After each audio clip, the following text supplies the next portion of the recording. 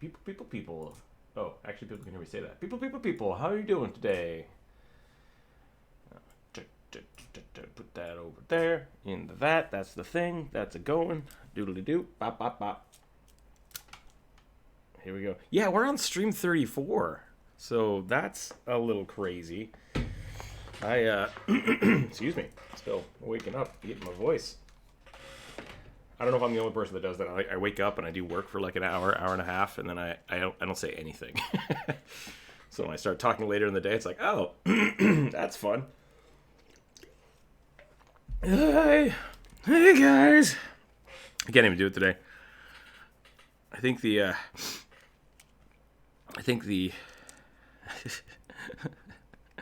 you want fries? I can't do the voice right now because my voice is actually like that. It's all jacked up. I can't do the Futurama fast food worker. I bet he has a name. I bet that character has a name that I don't know, and now I feel bad. But welcome back, everybody. Welcome back. I am going to be trying to finish this piece up today. I thought I'd finish up yesterday, but I struggled with feet. Yesterday was a weird day. I was pretty conked out from allergy medicine, which today's not much better, but hopefully I'll be able to breathe. We'll see what happens. Might call the stream short just to rest up, but hopefully not. I hope I'm not getting a cold, because that wouldn't make a lot of sense. I haven't really done anything in the last, however long it's been, 34 days now. So that's kind of interesting. I think it's just allergies. It feels like allergies, but who knows? Who knows? We'll just keep working. Keep working till we can't. That's the strategy. But yeah, we're gonna hang out. I got the Aggie software up, so we can hang out in there as well. Is there already stuff drawn in here? People already drawn?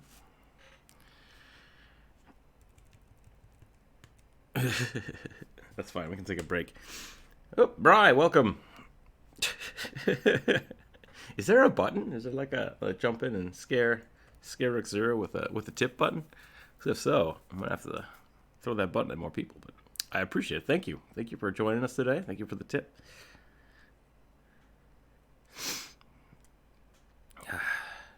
Super good. Super good. Keeping me rocking and rolling. I'm not sure. You'd have to ask. We have this software up today. Am I like way zoomed in? Is that what's going on? Oh yeah. No, I'm way zoomed in. There we go. So we can do that today. We can do some sketches. I kind of like to get some people suggesting things a little later. Maybe not right now. I wanted to get some more of this work done. But yeah, we'll do that today. I want to do sometime. Tomorrow we might do our first D&D game, depending on if I have a voice. Because I've not had a voice for the last 2 days.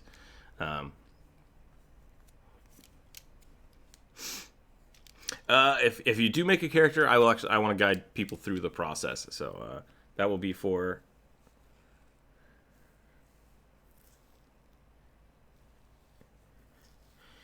Yeah, the Pathfinder character sheet is a little daunting because it has things like touch AC and different things like that. Yeah, the touch AC is basically specifically for touch spells and attacks, which most people don't use, but inflict wounds I believe is a touch attack, so that would be how that would work. Yeah, it's less powerful in Pathfinder, but it is a lot easier to succeed with.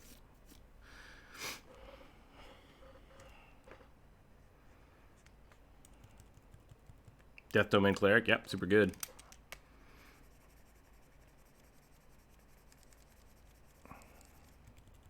Yep, critting with spells is super fun.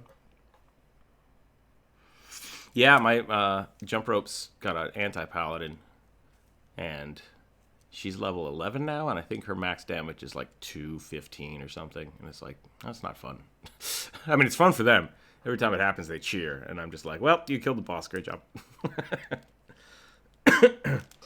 Can't say I've ever seen a Pathfinder sheet. I will find a Pathfinder sheet and I will post it in the chat here in a little bit. If I can get my talkie talk to go, that'll be good.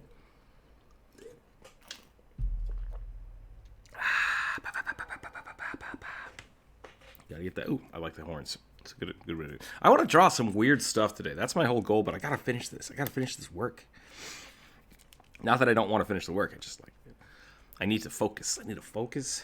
I need to get my focus going. So this is something interesting right now. I've had a few people ask me for things like this where they want their character to be black, and so with the Kobold, if I went for a straight black character, it would look like this. Oops, wrong button. It would look like this. And so the issue with that is that it doesn't print well and it doesn't look good. So what I normally do for that is I try to keep my lines the blackest black that I will have on the picture. And then when I'm shading, I never hit more than like 80%. So for this, right now I have it just at I think 50 to 60% lightness, and I think I'm actually gonna lighten it up and add a little bit of color to it, just so that it actually will feel a little different. And then I'm gonna darken that up, so it's gonna be a really, really dark, almost dark blue, I think. And that's just something that something you can play with. I'm gonna drop the saturation, so it's just barely has a color, but that'll really help it pop out. And it's steel type Pokemon attacks. It still feels like it is a black character. So yeah, especially with dragons, I see that a lot. People put a whole bunch of detail into their line work and then they just paint it all black, and it's like you can't see that at all. So definitely something to think about when you're dealing with values and lightnesses and color variations. Boop, boop, boop. And then something else we can do is we can just adjust this stuff later to try to make it match up a little better. Because see, now what I've done is, because this secondary doesn't actually have full opacity, some of that color didn't come through. So what I'm going to do is I'm going to switch this to a multiply layer, and I'm going to reapply that color variation to the bottom layer.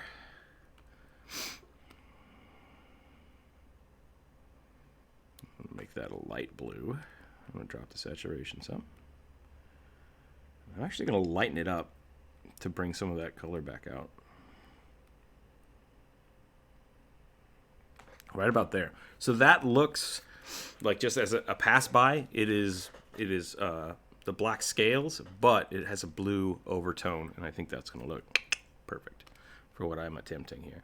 And I think I have some extra coloration that is not in there. For some reason, I decided to start shading on an upper level. So that's no damn good. We'll just merge that down. I need to create a clipping mask first, and now I can merge those layers. Okay, cool. So we got that going. Actually, that doesn't look as good as I thought it would. Let's turn this off for multiply. Yep, and then we'll merge them. And now we will try something a little different. There's a couple different ways to do this, so I might need to keep those separate. That's my line work, so I want to keep that. And this is just my color paired layer. Excuse me.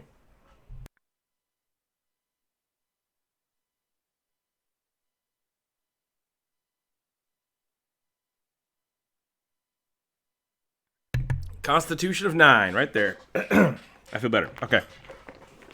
Good. Oh man, allergies are not fun.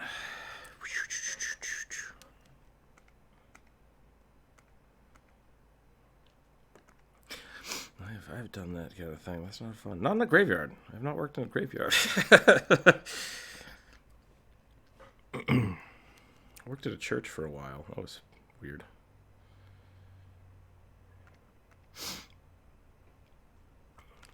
Quiet, which is something I like. It was very quiet to work in a church. Basically, I was a janitor. I was a janitor at a church for a while because it was a huge church. So weird. I have lived an interesting life of random jobs and things to do, which is why I always think maybe I have a little more wisdom on my stats than my int. Excuse me. But I don't have the wisdom enough to mute my mic before I cough, so that's cool.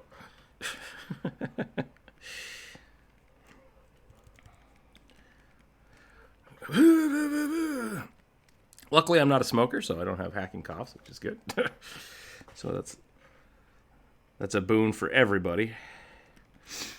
I've met some smokers in my life.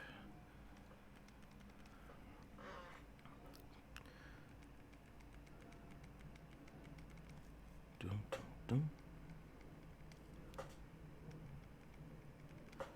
This is interesting kind of dichotomy of I'm a little older than most. I was watching Adam Savage yesterday on a tested video, and he made a comment about something looking like a vape pen, and then he presumed to do the like bong gesture, and I was like, that's a weird combination of like two different times colliding, and I thought it was really funny. And I don't know if anybody else would have noticed that, unless you were older than I was. So I'm not into these newfangled vape pens, but I was never into the other stuff either. So it's like, how do you?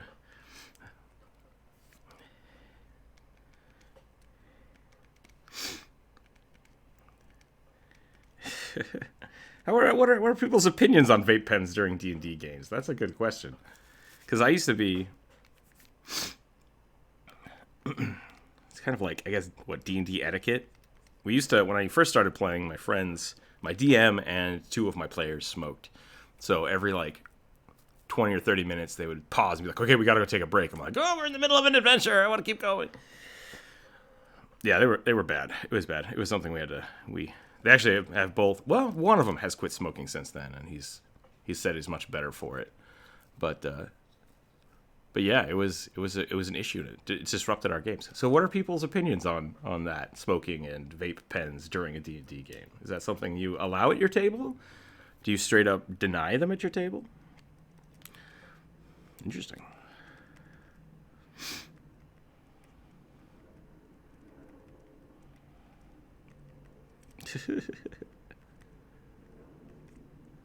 Gotcha.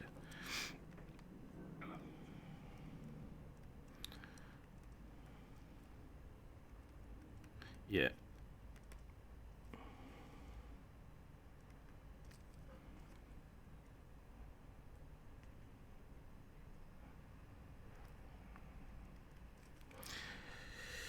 So a big thing for me, I don't play much D&D without like befriending the people I play with first. So a lot of the times it's like, hey, we all want to play D&D, and it's like, oh well, we know that you smoke, so that's something we have to accommodate because I understand that that's already something they have. But yeah, generally I will now, especially if I have people come over, I'm like, oh, if you need to smoke, go do that outside. I don't want it around the table. Because, yeah, it's definitely hard for me to DM when I can't talk.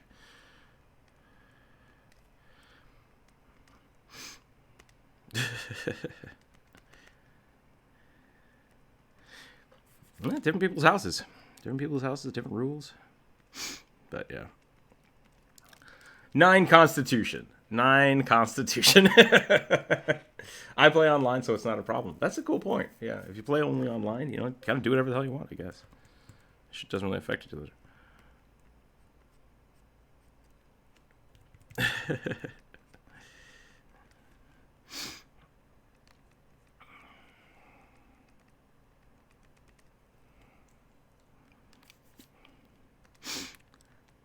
Every now and again, I'll go play Magic with friends or friends of friends that I've never met before. And one of them will start like whipping out a vape pen. I'm like, awesome, thank you for for doing that right in my face. I've only ever played with family. Yeah, so how does that, Samuel? Welcome, Samuel, by the way. Playing D&D with your family, does that bring up any unique opportunities for like inside jokes, or do you guys kind of keep it in D&D? Does that make sense? That was kind of a weird question, but I could see. I look at the Adventure Zone guys, the McElroys, and like they have all been playing games together for so long that it feels really fluid and fun. And I really have the opposite experience where everyone I've ever played D&D with, I've basically, not everyone, but a large chunk of them, I'm introducing them to D&D. I'm like finding people, meeting them, and be like, hey, let's play a D&D game. And so they're always kind of a little standoffish. So I would love to play D&D with my family, like my close family, and see how that goes. But I've never had the opportunity. Yeah. Maybe that's something I should do. I've played D&D with my extended family, but not my. Yeah.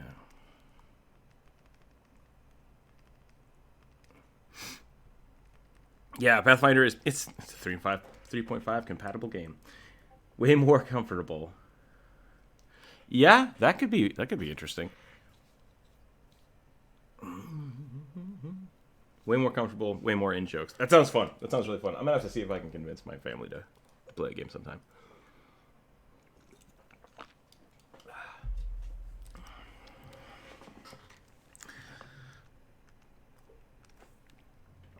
That sounds like two separate problems. You plug your fan back in.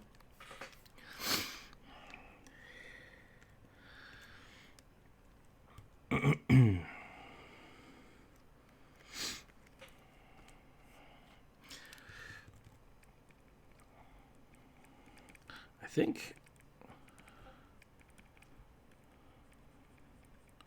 Wait! Wow, that was that was a burn right there. Well, your life sucks. Thank you for that. I didn't realize that I was unaware of the awfulness of my situation. Thank you. Sometimes with RPing, especially with randos, it's like stepping on eggshells. Samuel, I could definitely see that. I have inadvertently said dumb stuff that I didn't realize would be issues for people in the past, but I also think there's a point where fantasy happens, and there's a point where, and this is not something I'm accusing you of. I just want to this is my experience with it. I think if you follow the first rule, which is don't be a dick. I've had less issues with that, because a lot of times I've had people come in and they come in, they're like, okay, I'm going to be a dwarf and I'm going to drink and whore and just be an asshole to everybody. I'm like, maybe don't do that. Like, maybe just, yeah. It's kind of a thing of like, where does the fantasy end and where does fantasy actually need to go? Like, do you have to hit all these extremes? And sometimes you do. Like, I want my character to be this Yeah, it's like if you really need to. Sometimes I can't talk today. I can't talk. I can't think. I have too many things in my head. If you are playing a character that you want to be kind of excessive like that, and you don't know the people you're playing with, maybe not the best time to do that. And if you are then playing a character that is very much not who you are, like, I want to break some bounds. I want to be a criminal. I want to just do all this crazy stuff. I want to push things that are not comfortable for me normally. You should probably do that with a group of people who you know, and they understand that. Because I've also played games where someone's been like a very uptight paladin, and they've been so in character, and I've never met them before, that I'm like, that guy's kind of an asshole. And then after we play, it's like, oh, you are a really good role player, but I still have this thing that I don't like you that much because it's weird. So it's definitely something you need to focus on. Kind of, I guess, reading your audience and knowing your players. And it's not always possible, but I think there's a difference between, my character is going to go to a whorehouse, and like really laying that on thick. Like, if you're acting out your fantasies at the expense of the other people in the party, maybe not cool. Yeah, don't do that. It's like, I need, it's like, we can leave it at that. Like, you can still have your character do those things and fit the character, but it's not something that everyone needs to be a part of if it's something that that you need to work out by yourself. So, very weird examples. And once again, not saying you've ever done those things, but those are things I've run into while playing D&D. So, it's a little bit of therapy sometimes for people. It's a little bit of an escape, and some people just don't know when to stop. Yeah, so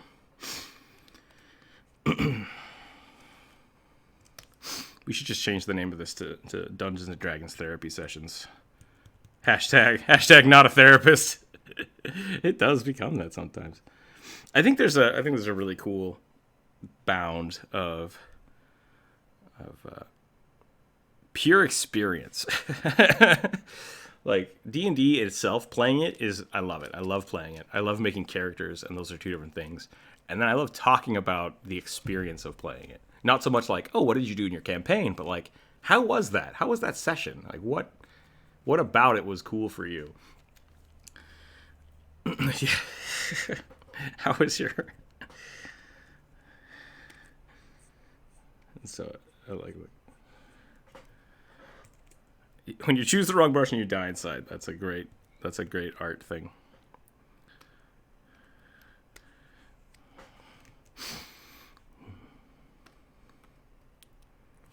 Beep boop boop boop boop boop boop.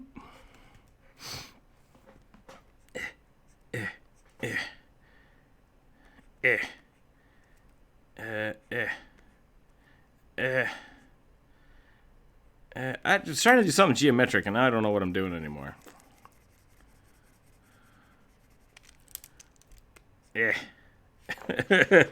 No, I'm trying to make perfect squares, and it's not working. It's not working at all. Yeah.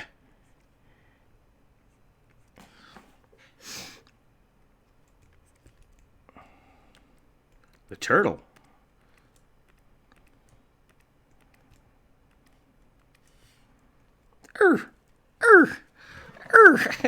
Turtles, the turtle humping videos. Why do those exist? They do. Who knows? I've seen them. It's weird. Sometimes with RPing sessions, I can understand the viewpoint. I'm kind of new to role playing and D&D in general. I'm still not a great role player for D&D. As the DM, that was kind of the reason I wanted to start that, because when I play characters, I get an idea of what my character wants to do, and then I kind of just do it. And I'm not good at explaining that to other people. All of my characters are kind of like distrustful, and maybe that's just me working my own stuff out. I've gotten so lazy with D&D sheets. There's a lot of helpful sites and sheets, and it's not like when you have had 10 books flayed out to make a basic wizard. I still do that. I still pull out all the books. We have so many books here. I love it. Oops, that's not what I wanted. But yeah, definitely. There are many different kinds of sheets for a lot of different kinds of games.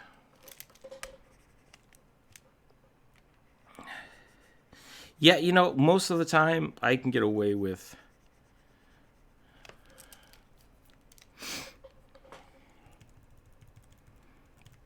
Yeah, Pathfinder is very good for min-maxers because there's just so many options.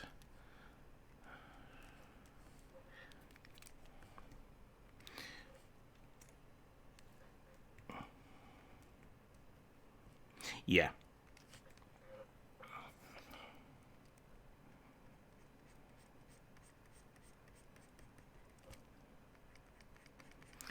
I struggle with min-maxing from both sides, because I want my players to be able to be like really good at something, but then I will also struggle with throwing challenges at them. And if they're like, well, I can't do my combo, it's like, well, too bad. Like, figure it out. And like, I'm only good at the one thing. It's like, figure it out. Like, that's the challenge.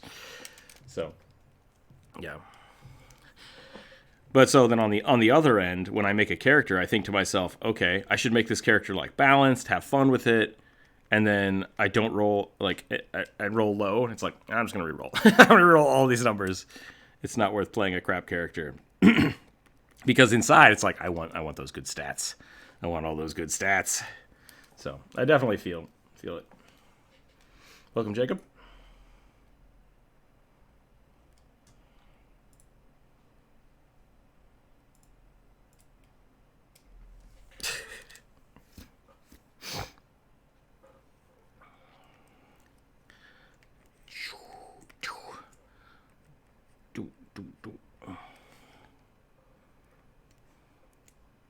I have killed my own NPCs, which is really sad. On accident.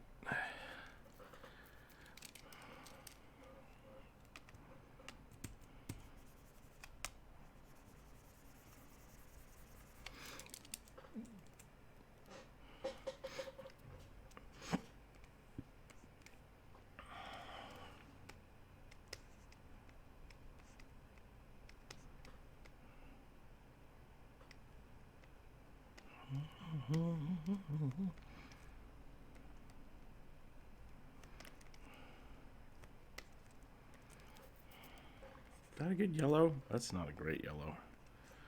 Yeah, that's okay. I like that.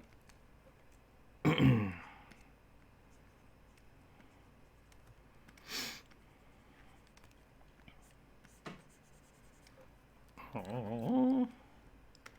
Harum. Harum. It's the barbarian yell from Diablo.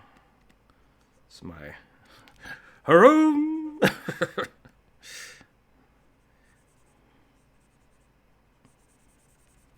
Hurrah!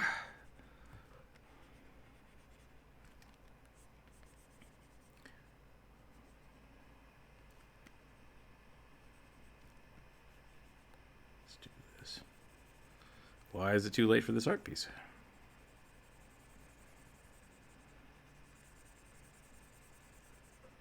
You would have less file size if you had less layers. Just to put that out there. It's okay.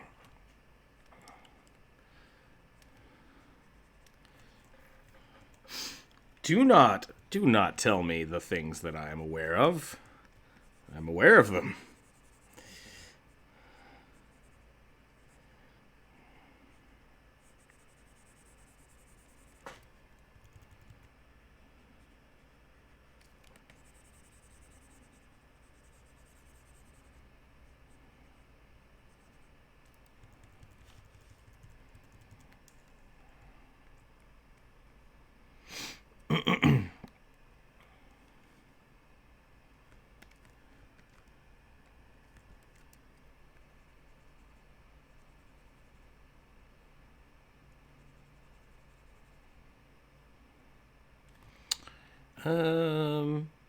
What? Got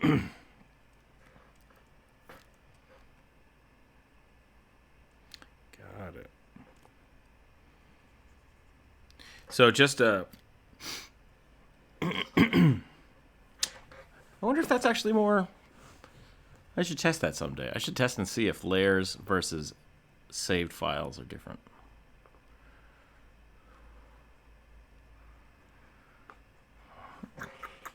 Where's my key here?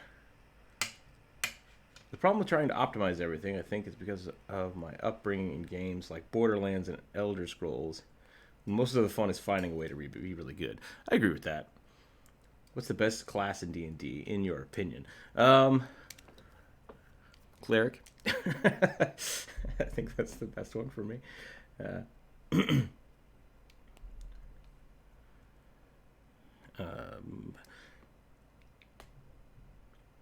Optimizing even Elder Scrolls and Borderlands, I get that. Yeah, I think the video game mentality kind of leads to optimizing because that's basically how video games work. And that being said, I don't think optimizing is bad. Min-maxing can get a little insane because, like, being really good at something is great, and I think I encourage people to do that. And when we get to the point where, like with 5th edition, or sorry, 3.5, the system itself was too broad, and it allowed people to break the game. So that's really, I'm okay if you min-max, and I'm okay if you do that, because really as a DM, that's my challenge. Is like, okay, if I know all my characters can do these things, how do I make it still fun for them?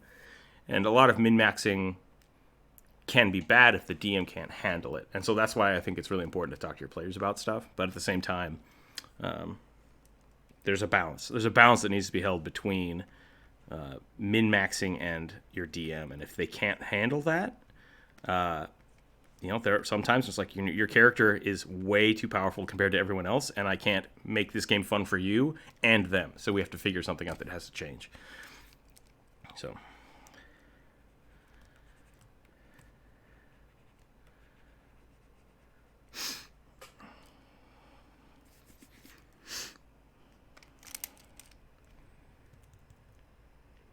That's weird. I don't know how to say that.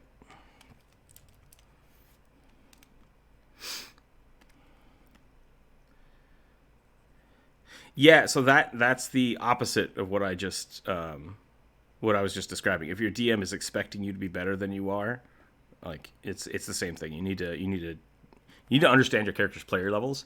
Like right now, all of my level 10 characters are fighting CR 13 encounters because that's where they're at.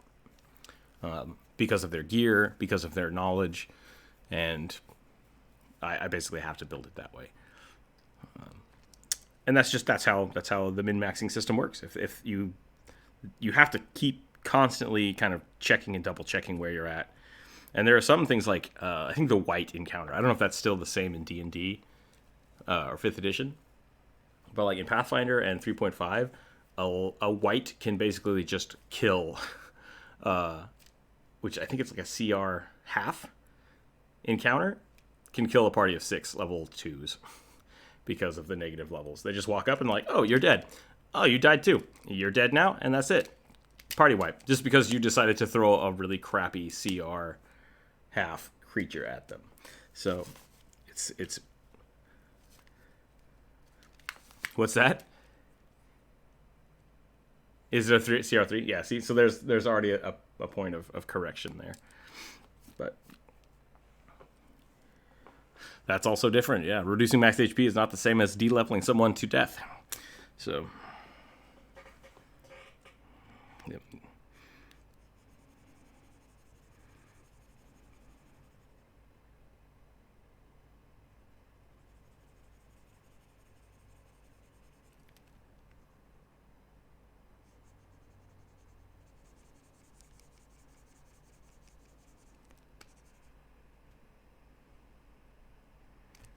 That's good. Yeah, see that's a good example of, well, I don't know if example, but that sounds like that's right. That's where it should be. Like, you know your character's power levels, and you know where they should be able to handle, and that is, I think, always better than just straight mathematics, because a lot of times.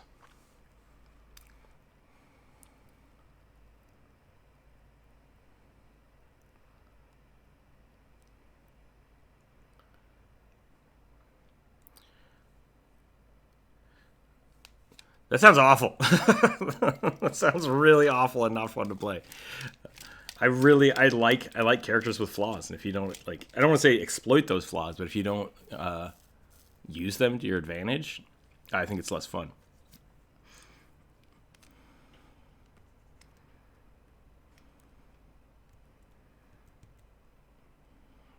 Yeah, the uber tank merfolk that just can't take damage. You know what's really funny about that? Rogues, wizards with fireball,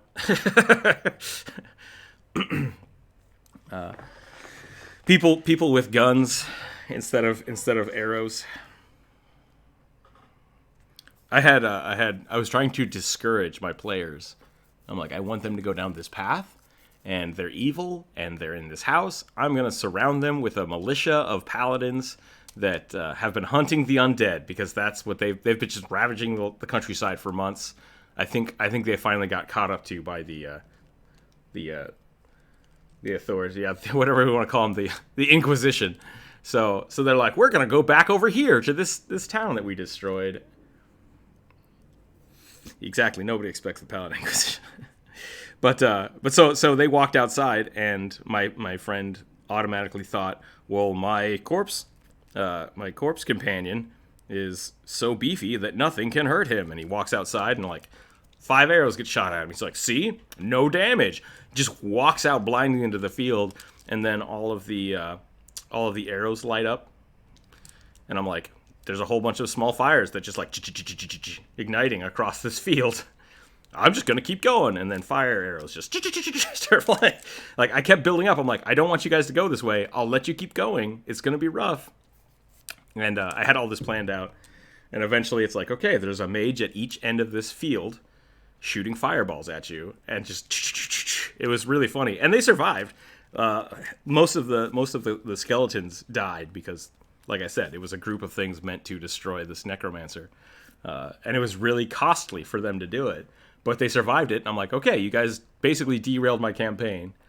And I don't have anything planned because I really didn't think you would go this way. So that was a really cool encounter. I'm glad you all did that. That was really fun. But now we need to take a break because I have to plan something else. And that's how D&D should work. Like, it's totally fine for them to do that.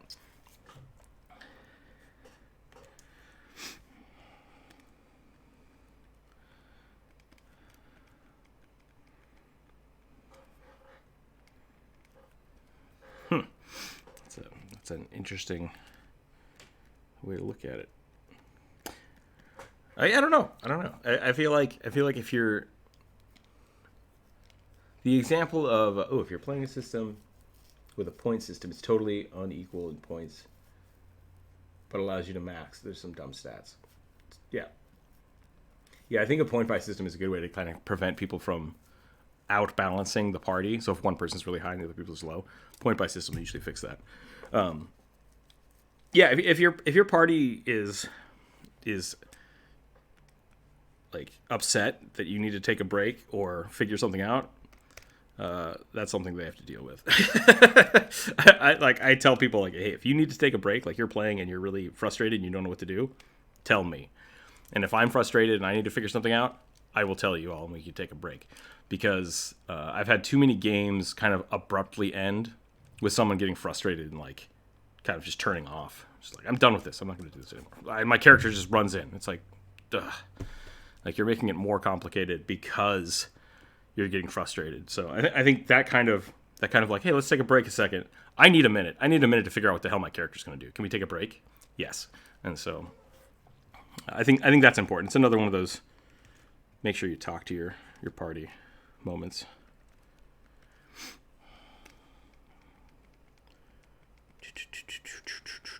I am trying to finish this so bad, but I'm getting distracted. No, it's all right. It's good. I need to talk. This live stream would be very... Oops, did I just... Oh, am I drawing on the... Yeah, drawing the wrong there. 20 push-ups.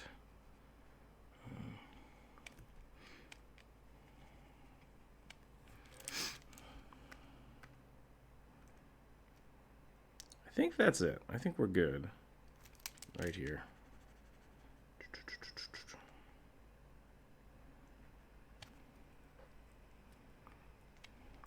You can't keep boasting about how many layers you have and then not take our advice when we try to help you with it. I have so many layers. I can't handle how many layers there's just too many. Oh no, it's fine. No, I don't need to change it.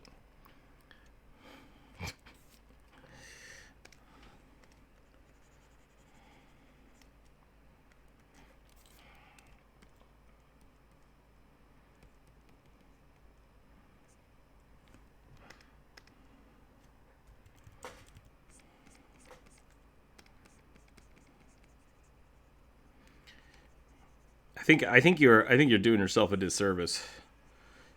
I think your artwork would go much faster and smoother if you worked on workflow. That is a skill. A skill? It's a skill saw. It's a skill that artists kind of need to, especially young artists, like people that are just getting into. I want to say professional art, but I mean that can include actually going to school for art, or that can include getting a job as like a graphic designer or a print artist. Workflow is super important, and it's something that is not really taught well anywhere that I've been. So,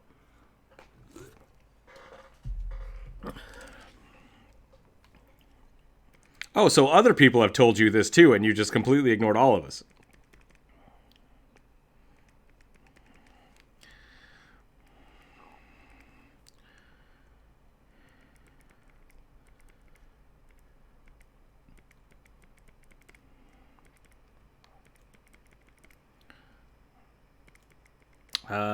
I'm gonna call bullshit on that statement, but that's fine. We can we can just continue on with it.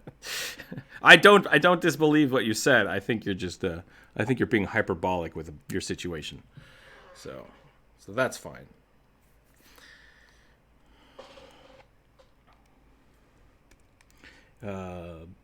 Apparently not, though. Apparently not. That's the thing. It works just fine, except I struggle with it all the time and I hate it. So that's cool.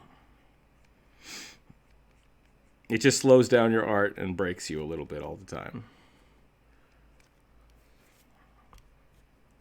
You keep complaining about it. That's the thing.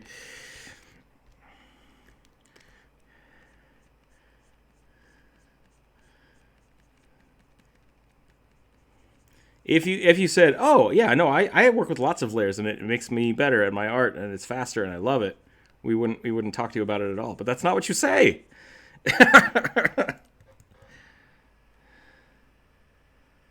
Okay. Yeah, if that's true. If not, I want you to get better. I want you to work on it. I want to help you with your issues when it comes to art, because that's my thing. D&D. D&D therapy from non-therapist artists.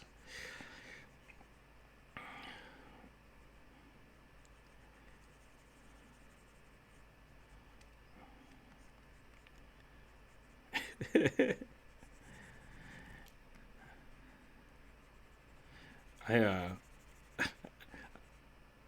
I talked.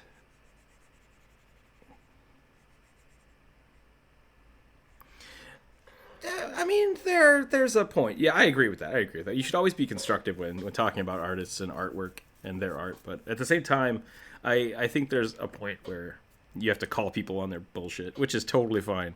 I absolutely, yesterday, I went back to the old leg. After I fiddled with it for like an hour, I just went back. I did change it a little bit, and I adjusted it, but I had to go back to it just because I liked it better that way. And I don't know if it's wrong. It might be wrong. It might look like crap. I like it though, so we'll see what happens. But absolutely call me on my bullshit.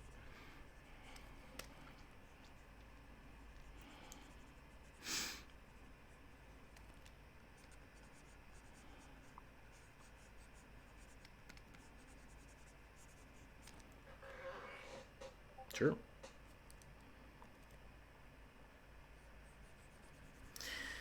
Yeah, it's totally fine to call people out on stuff. It's just how you say it is very important, and there's a big difference. It's just the same thing as like when you're criticizing someone's art. I really like the gray colors. Brown colors looks great. Thank you. I'm gonna keep trying to adjust this so that it looks good. Saying something like, "Oh, that's good," that doesn't help me. Like if I'm asking you specifically for like critique, like, "Hey, what do you think about this? What can I change?" It looks fine. That's the same as being like, "That looks like shit. I don't like it." It's like, why not? I need a why not. I need a why it's good or a why not it's not good. And sometimes it's just like, hey, I wanted to share this with you just because I wanted to share it with you. It's like, hey, great. No, I like it. That's fine. Like you don't need the critique. And that's why I have two separate channels. I have the art share and the art critique, because art share is just like, hey, I'm done with this piece. I'm not going to work on it anymore. I'm happy with it. That's fine. Art in progress is now work in progress, art and critique. That's what WIP stands for. Work in progress. So feel free. Yeah.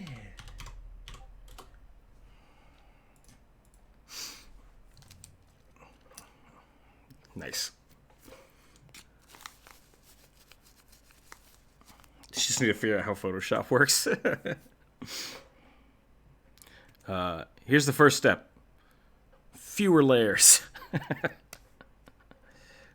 Someone is talking. I think it's As You Wish. You're very quiet to me. Maybe that's just me. Let me check my levels.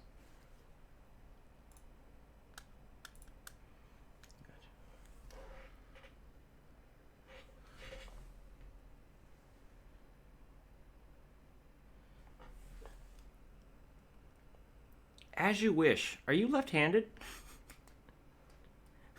Yes. I'm slowly learning how to determine what handed people are based on their artwork. I'm looking at your picture here in the work in progress. That looks really good. I think you're leaning slightly to the right as you draw. So that's something I would check out. But other than that, it looks good. Shading's good. Hair looks good.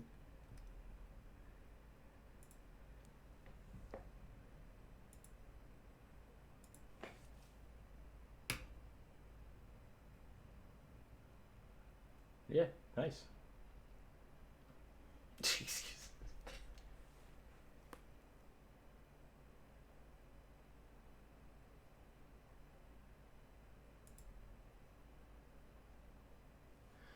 Traditional art is super good.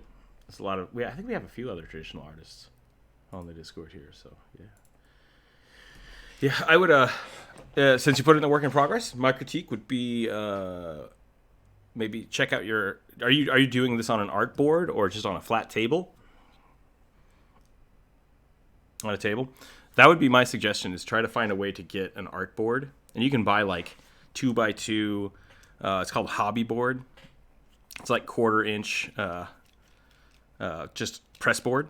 And if you start drawing on that, I think you'll find a lot more kind of fluidity with your art, just because it's easier to have it slanted.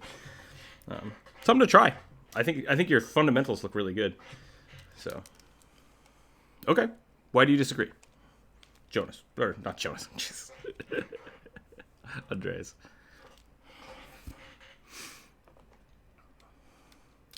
Sure. I mean, yeah. Wherever your art is, whatever you're comfortable with, keep doing that.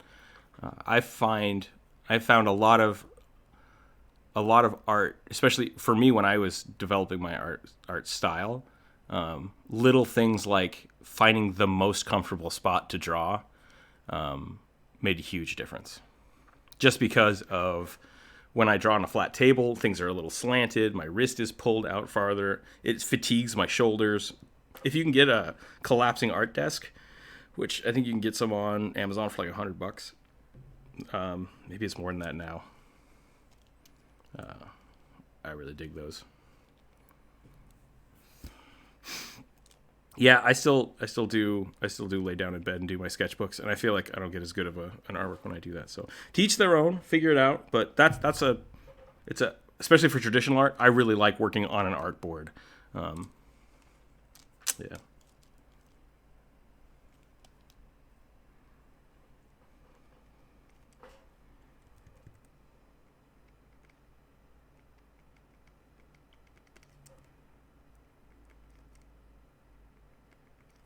Mm-hmm. Nice. Yeah, it looks really good for just randomly deciding to do art. That's pretty good.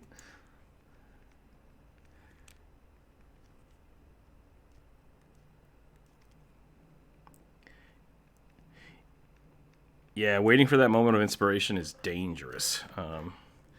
It's good. It's great. Don't get me wrong. If you get inspired to do art, do it. Do your art whenever you can, however you can. Absolutely go and do that.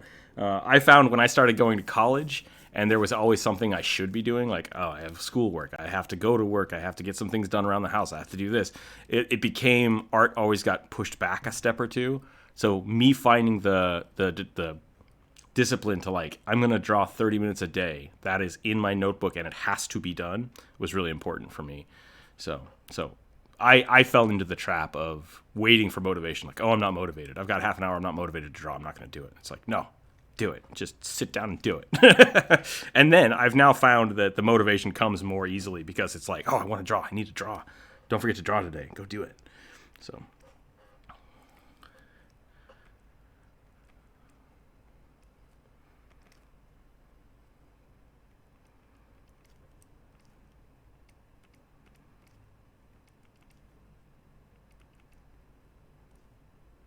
Nice.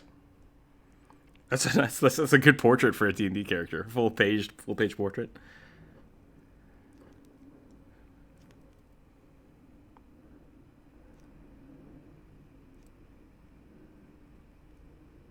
Cool.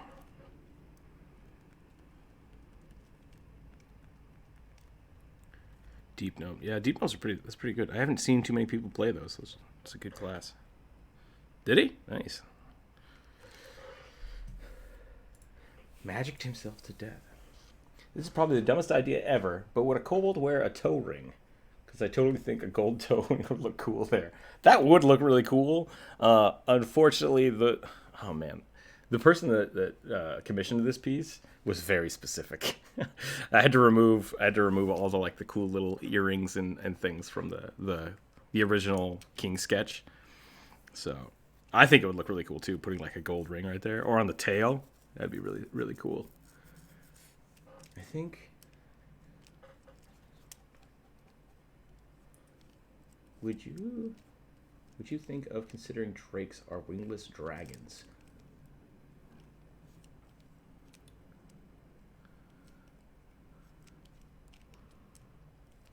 Drakes are wingless dragons. Don't drakes have wings?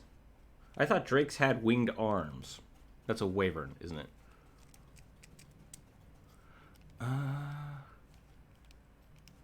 No toe ring. What?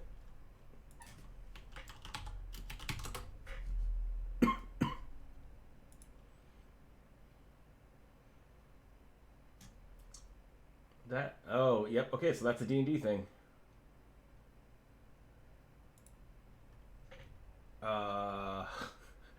5 drakes do not have wings.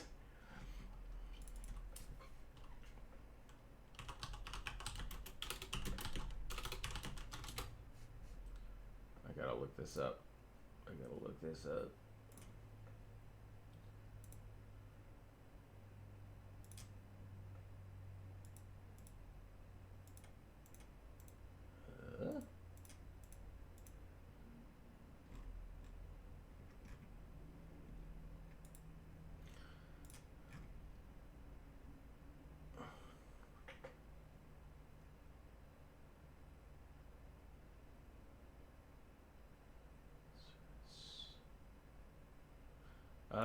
So drakes.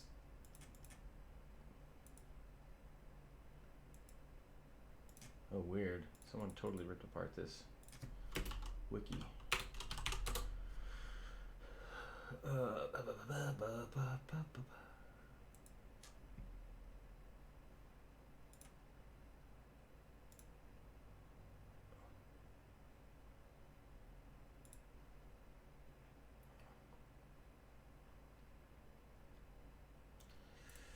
Okay, cool.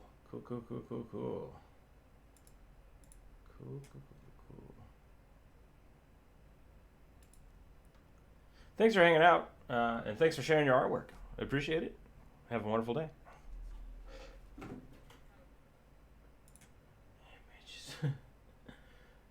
It looks like 5th edition Drake mounts are pretty common.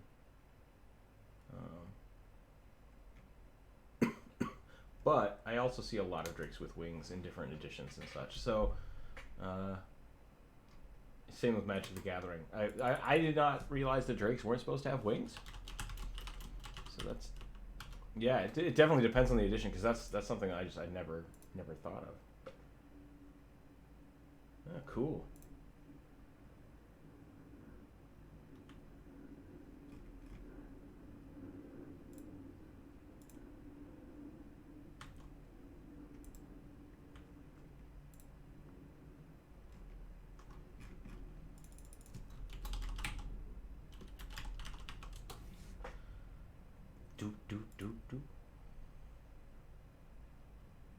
A drake is a male duck. Y'all can go quiet now.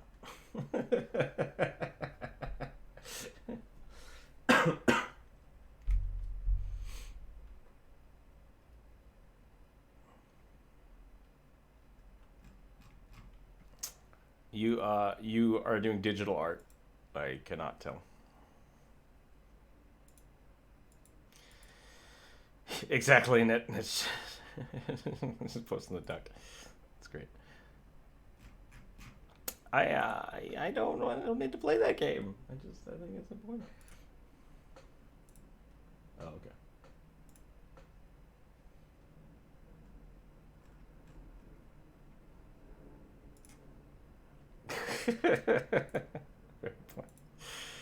That's pretty good. That's pretty good. I want to see that. Oh, I thought you said Fairyborn. Not cool. Oh, Furyborn. Okay, I thought that was Furryborn, and I was like, whoa there, whoa there. You know, we're not allowed to. Can't say I remember looking at Pathfinder sheets before, but really overwhelming. I'm gonna have to go get a book. So with the Pathfinder character sheets, almost all of the character sheets include spaces for equipment, spells, stuff. I generally just say get a base character sheet, which should be 1 page, and a notebook, and that's all you need. So, but Pathfinder is very much a notebook game.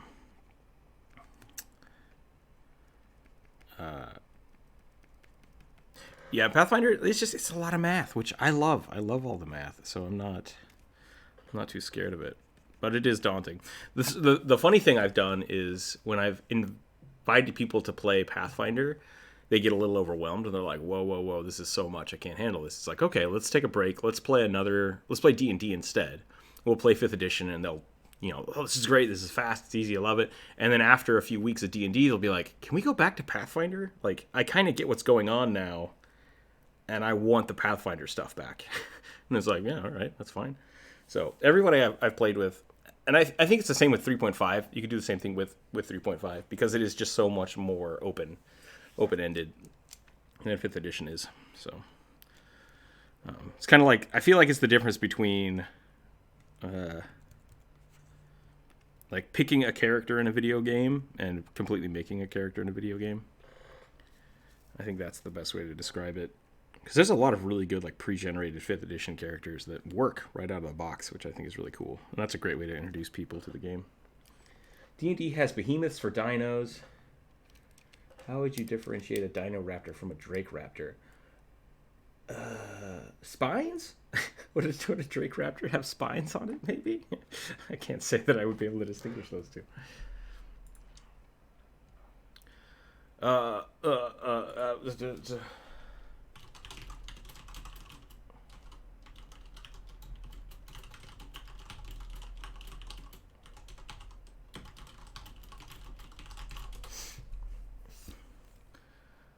I'm getting yelled at by my necromancer player. Yeah. Apparently my YouTube stream is popping up in their stuff now, which is fun. I like that people are getting the word out. Getting that sweet YouTube out.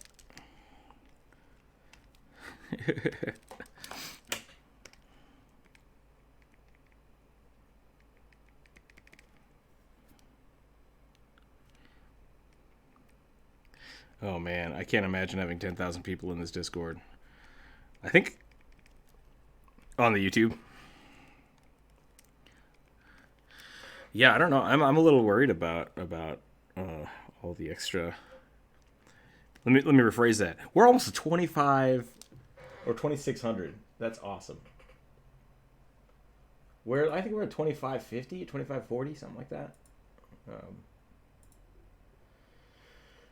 We're getting a lot of people. We're getting like 100 people a week now.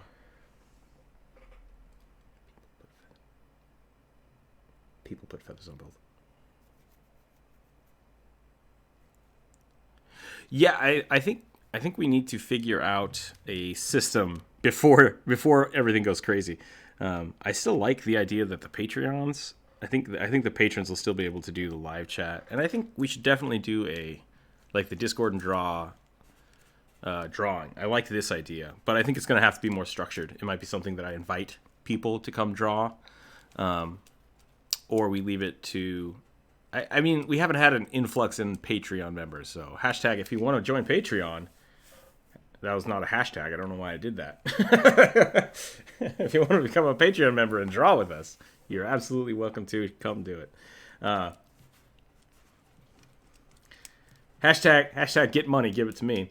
Hashtag make Jonas not lonely anymore. I do appreciate that you come and draw every day. I think that's super, super good. So.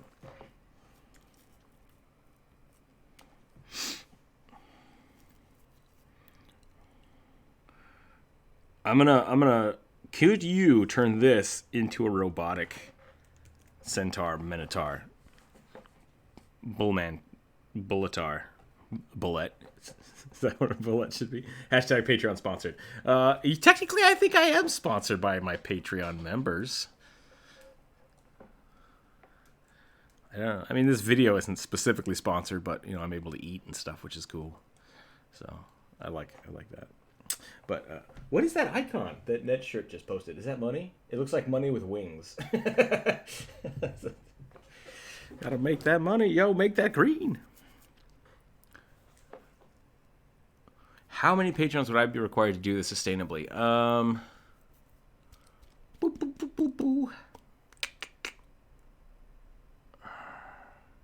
Yeah, I think, so all of the Patreons that are donating $1, thank you so much. 100 of those, probably not. but 100 of those of the higher tier, like the bugbears and up, I think maybe, yeah, I might be able to do that. So we're like a fifth of the way there, which is cool. That's really cool. That's amazing. And that's something I'll keep working on. So we'll see how that goes. But yeah.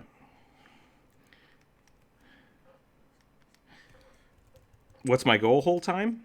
Is that what you asked? Oh, yeah, if I could afford it, I think I would. Because right now, since we're all kind of trapped inside, I am technically full-time because I don't have anything else to do. And once I go back to work, hopefully in a few weeks, it's going to shift the time frame again, which is going to be a bummer. And I'll have to figure that out. So I might have to work out some different schedules. But no, Sundays are my day. Sundays are for me. That's something I've had to I used to work 7 days a week. And then try to do commissions, and it burned me out real fast. So I need 1 day a week, 1 or 2 days a week to just. Saturdays are kind of I'll work on things and get stuff done. And Sundays are my no art day. I still do art for myself, but like no work art day.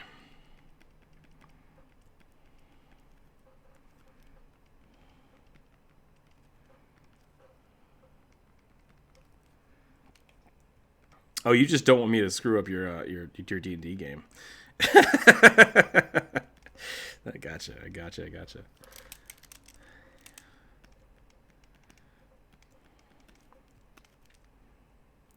Yeah, I mean, if you guys need to take a day off and go play some D&D, I totally get that. I think that's totally fair. I don't like these dots. I don't think they need to be dots. I think they should be lines.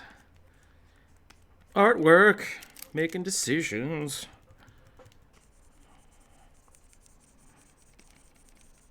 Made him look like a fish, like a catfish. Is catfish a derogatory term somewhere? I don't want it to be. I like catfish. Oh, that's right. It's the online thing. Pretending to be someone else.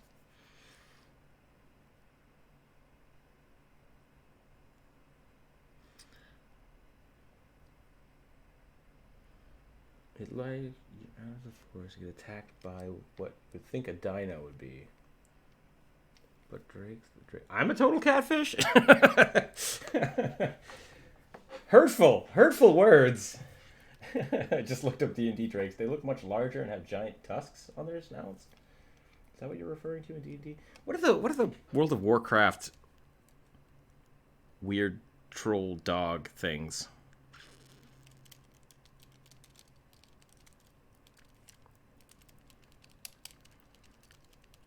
in the one of the newer expansions here, there's a type of dinosaur. Yeah, the druid form, because apparently the trolls get turned into hashtag spoilers, World of Warcraft, whatever. I don't care anymore. You have to do some next level horde quests to figure that stuff out.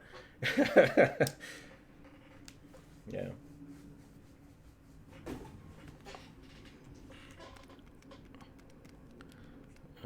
I think that's a weird statement, but yeah, I guess so.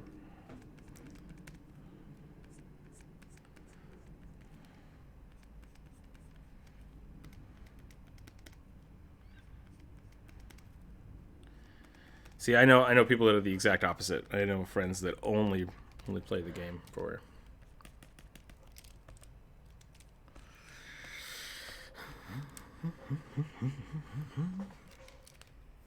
D&D has so many dragons and throws terms around so willy-nilly. Pathfinder doesn't help and calls wyverns drakes. There you go. All right. we're all on board for the just insanity that is drakes. I mean, yeah. Magic the Gathering Drake decks are really fun. All have flying. Really confusing. And now that's part of the lore. So cool. Cool. That's a good question. Someone should look that up. Is Godzilla considered a dragon? I don't think he is. I assume he's going to be his own creature type. I'm assuming he's going to be like a kaiju or something.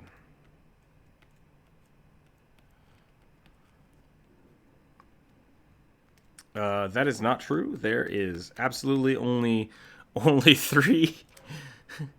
How many whales are there in Magic the Gathering? There's a handful of krakens, and there's also. Oh shoot! What is it? Let me look this up. This is important. I gotta look this up real quick.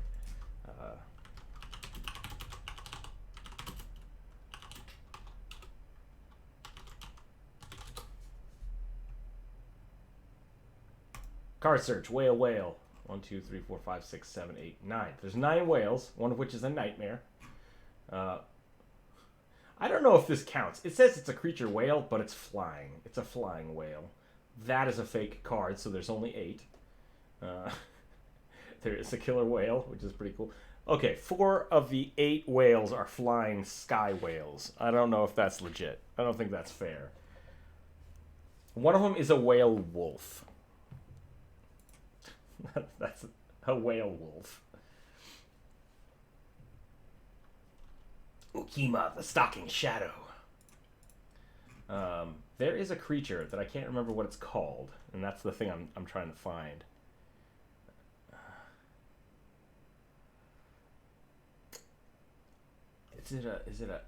Basically the creature type, it matters. Dang it. It's like an elephant, hippo, unicorn, griffin.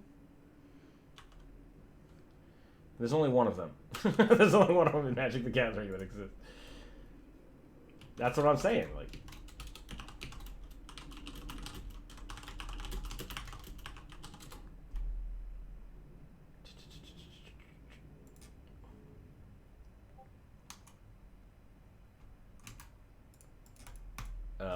the internet?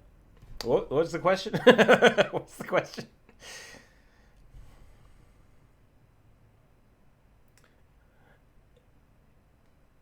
How would I get my inspiration if I was designing a creature from the bottom up? I mean, the way I do my design... What's that? Have a nightmare? Yeah. Divine inspiration. No, when I have to create new creatures, I generally try to figure out like what their purpose is in the universe. Like, is this a low-level creature? Is it a herd animal? Is it a predator? Like, what's its point? Why was it made? How was it made? How does it eat? What does it eat? And then from that, I start looking at things that are answering those questions. And then that's okay. Where do you get children's drawings? That's okay.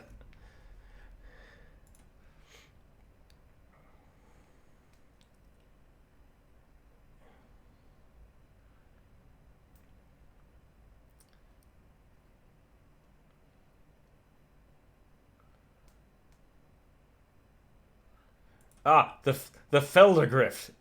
Apparently, my necromancer is watching. Thank you, Kevin. The Feldergrift. There are 2 Feldergrifts in all of Magic the Gathering.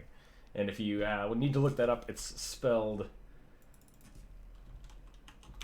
It's Kevin the Necromancer. Phelddaggrif. Look that up. It's a flying hippo.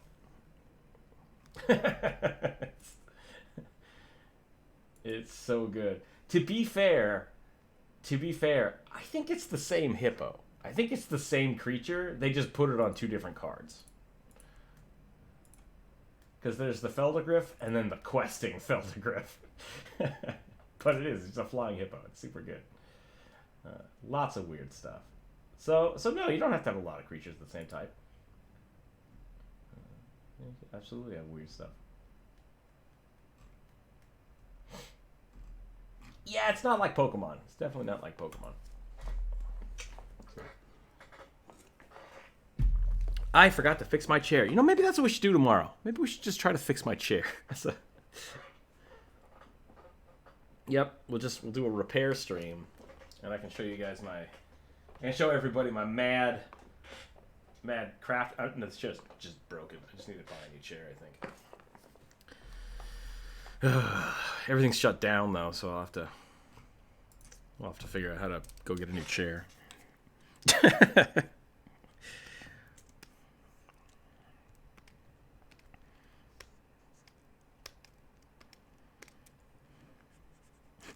Child labor laws.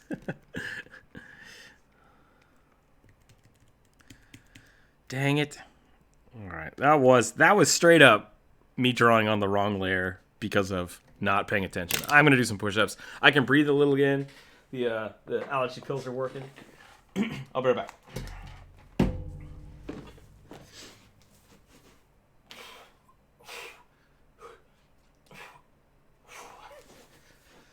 Okay. Yeah, that felt pretty good. Actually, that cleared up my sinuses a little more, so maybe I'll start doing more of a workout. Yes! Robot Minotaur thing. I dig it.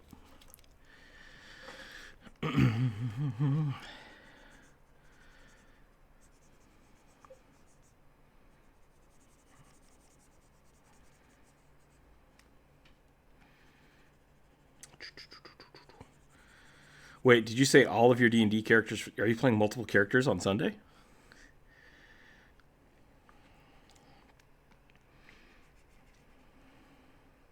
Gotcha, okay.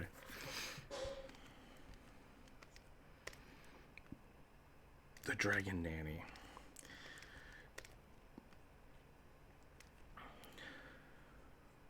So I'm a little... I've been like half listening to... I am a little worried, but I'm worried because I've never designed a campaign this way. And I'm kind of curious and I have questions about how you're designing your campaign. Because to me, it sounds like you're all writing the story.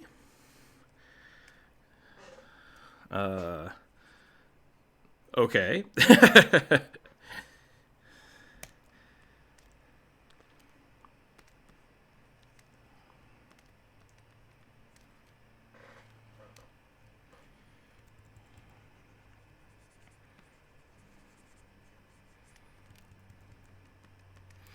That sounds terrifying to me as a DM. Letting the players just do whatever they want, like I kind of get that. But like, are you actually, as a DM, going to guide them through a story, or are they writing the story and then you're basically the computer? Because it sounds kind of like a Tony Hawk's situation. It sounds like a Tony Hawk situation where you're letting them build the campaign and then you're just going to run it. Which, once again, terrifies me.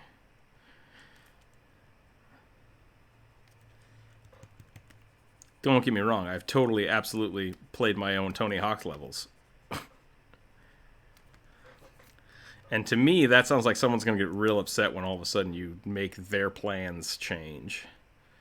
So, that sounds like everybody's going to fight.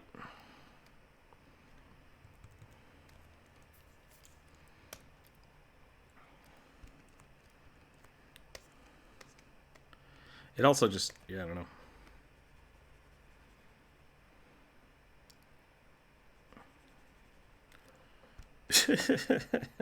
Expecting absolute chaos and nothing to exceed. That sounds awesome.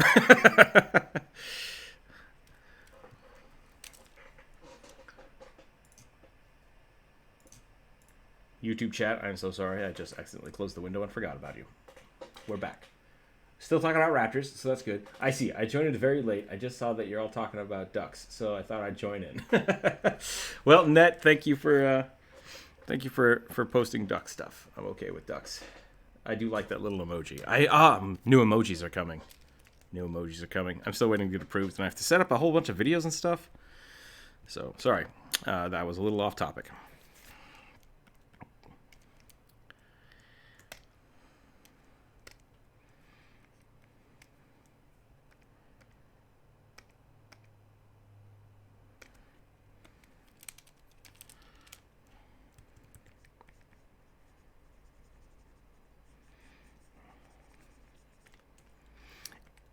Yeah, see, so that's where I'm worried about. I think you might want to make it a smaller game, especially if you have new players playing. More than 3 people to me is dangerous. That's not always the case. You can definitely have large groups of people playing D&D for the first time, but when it sounds like you're kind of doing an experimental game to begin with, it might be worth playing a level 0 and see how people feel, playing a introductory game without them before you start this huge campaign. And that's always been my experience with like Rise of the Rune Lords. I generally don't do modules as people's first games because if they're not invested in their character or something weird happens, your whole like campaign is kind of derailed. So I always start with something small, like a tavern encounter or a really short like ending campaign.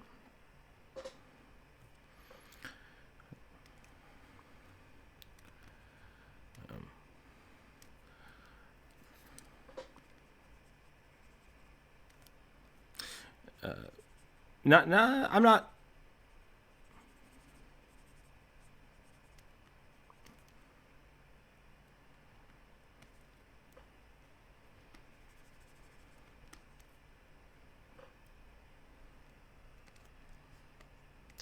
Yeah. Making characters talk to each other is tough.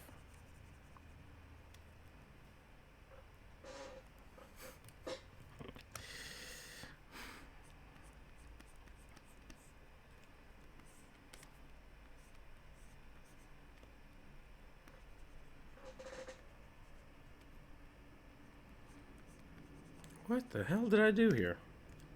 Let's do this. All right. So, anyways, yeah, getting back to D&D games, I am a little worried. I don't know if people have experiences with running kind of experimental campaigns, things that are kind of off book. I know a lot of people play like their own homebrew games, which is fine, but like, what's your experiences with actually like not playing a traditional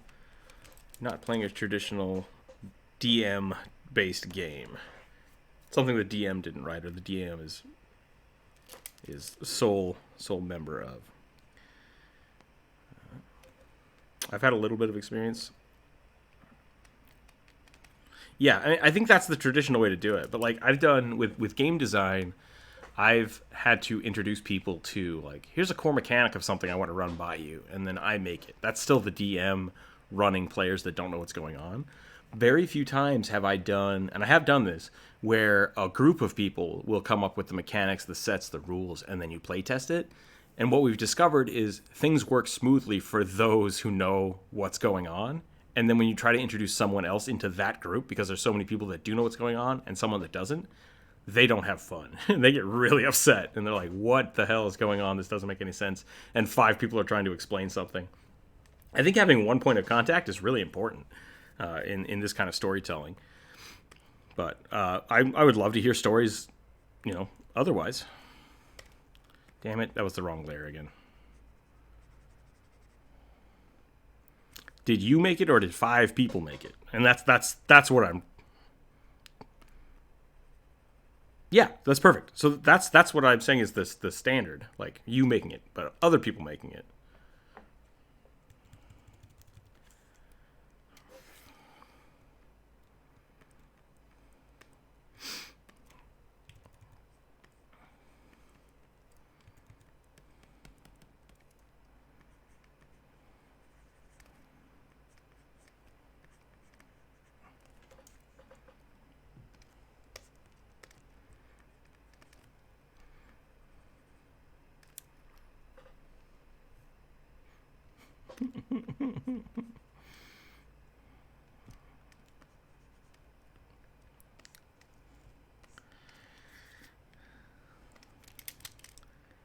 No, it's whatever. It's whatever. No, it's fine.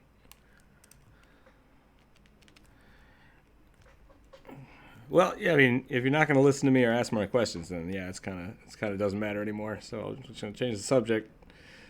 How do people feel about runes? Yeah, what questions? The question I asked. I tried to explain it, and you just talked over me. Cheese and crackers. Have you had any experience, and this is for everybody, including the YouTube chat, playing a game where it is not the traditional DM to non-DM play, or DM knowing the story and the players? Like with D&D and Pathfinder, there's definitely a blending of knowing like general lore, or I have book knowledge of the thing, but if the entire group writes the story that you're about to play, it shifts the dichotomy of how the story is told. And it goes from players reacting to a story being told and into people reading a script. And so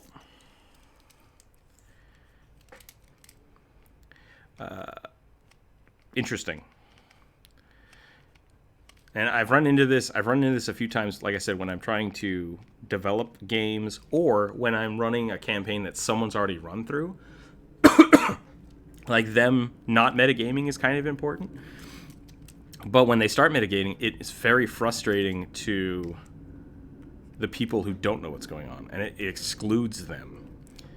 So that's been my experience. If anybody else has experience in doing something similar, or like I guess group DMing is also another way to look at it, where you have a backstory and that everyone starts taking turns DMing. I'd love to hear that, because that's an interesting way to play the game.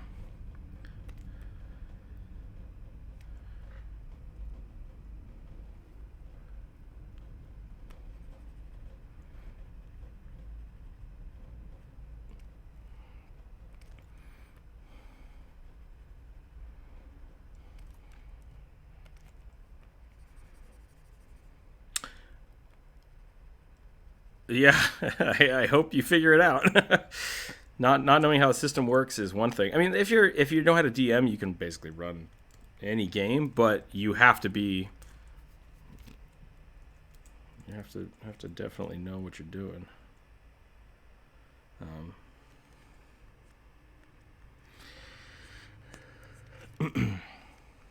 I used to say, oops, okay, I've totally jacked up. I used to just jacked up a couple different layers, so I'm gonna do some more push-ups.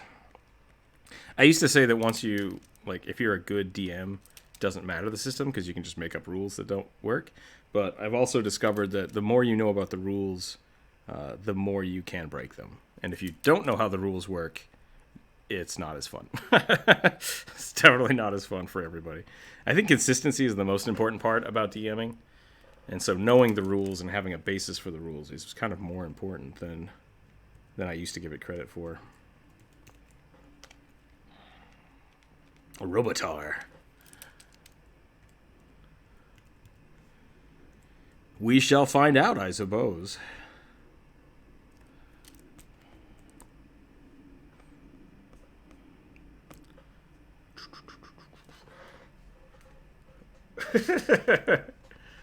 The gauntlet has been thrown.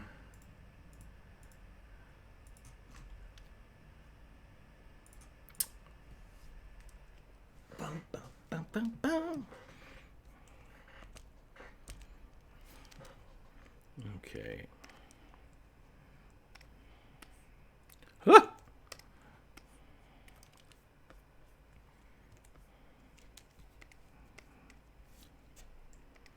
I'm going to do this. That doesn't change a thing.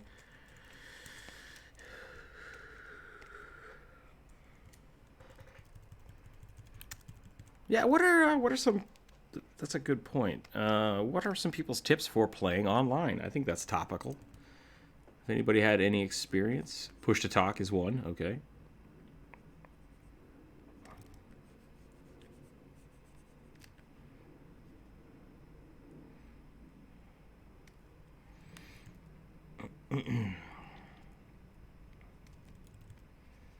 Interesting.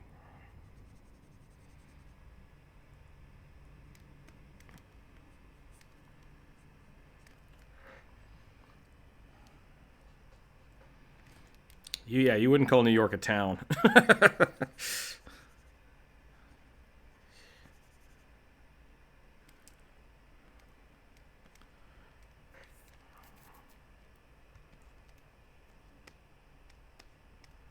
I think that might be close to the truth. I would absolutely buy that.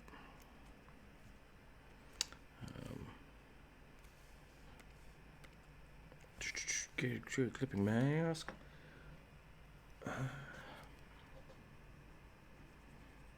Yeah, I've done a lot of games online, but I've had very good people to play with. Like, we've all been friends forever, and we're used to talking to each other online, so it hasn't been an issue. I've never played with new people online. Like, I've never tried to introduce someone to D&D on an online setting. So I'm interested to see how that goes.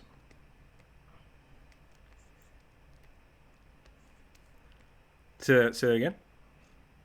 Oh, I am introducing you to Pathfinder. That's a good point. If that's what you're saying? That will be a first. I don't like this handle anymore. I think I want blue. Yeah, I'm still really bad about some things. Like, I will confuse, because I play them so interchangeably, and my players are aware of this, that I will say, like, oh, roll me a diplomacy. And, like, that doesn't exist. It's like, well, whatever. Sense motive. It's the only sense motive. There's no sense motive. Come on.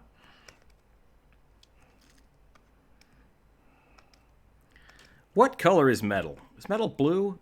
Or is metal just straight gray? I hate it. I think I need it to be slightly blue because this character is blue.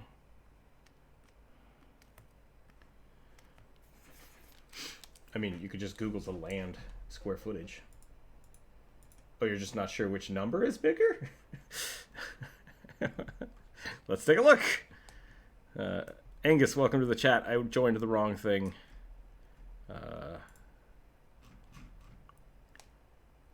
Kilometer. What is the Y? Oh, okay.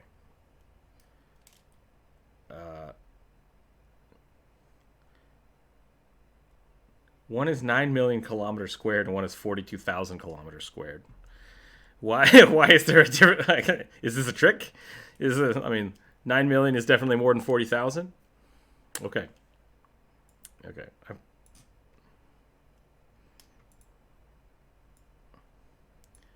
I mean, 42,000 kilometers squared is pretty big, but 9 million kilometers squared is also pretty big. I guess 9.8. That's almost 10 million kilometers.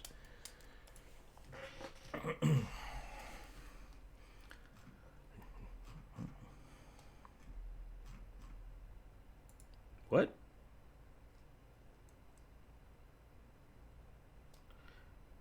Wait, which one's which? New York is the top one? Then New York is a lot bigger. What? Man, your math is confusing the hell out of me. Hold on a second.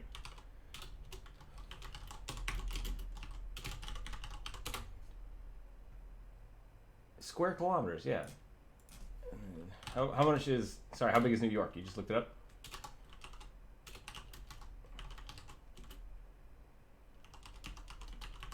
That's a good question.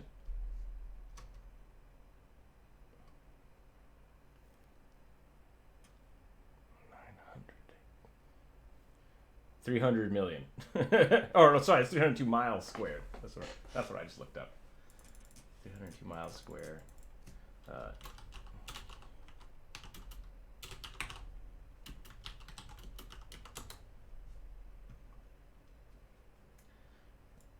Yeah, so New York is 783 kilometers, square kilometers. So Denmark is 700, correct. Yeah, the state of New York.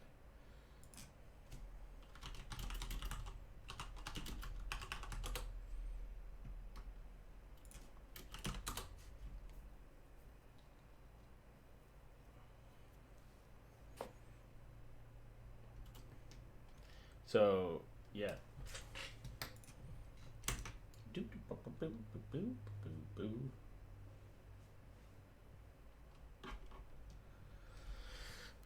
Okay, now that we've gotten the math out of the way, I'm gonna go back to the YouTube chat. How's everybody doing in YouTube? We just like blasted your brain out with some D&D size map arguments. Well, we started with D&D, and then for some reason we had to decide which was bigger, a random state or a city. Which number is bigger? That's the game we just played. I just want to put that out there for a little bit.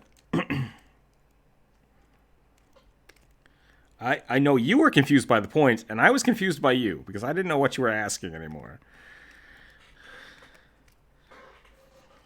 Alright, we're going to do that. I'm going to do this. I'm going to go back to... Whoop! Damn it. I got to do more push-ups. Dang it! I would kick out 4 people. I would start 2 campaigns. And I would absolutely write a story in parallel with each other. And if your whole goal is to introduce this new weird god that you've made, which I guess the god isn't weird. Well, no, the god's kind of weird. This new thing, it is very weird. I would make that the central focus. And while I think it's fine that like the characters make this deity up, I think it should be a story that is written.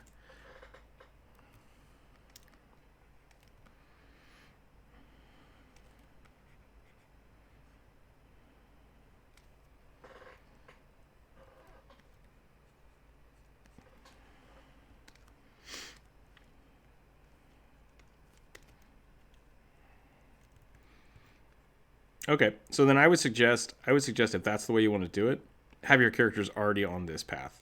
Do not try to make everybody meet up. Start at a point where your players already have those objectives. Like you are this weird cult that is doing this thing. Good luck. So yeah, that's how I would do it. But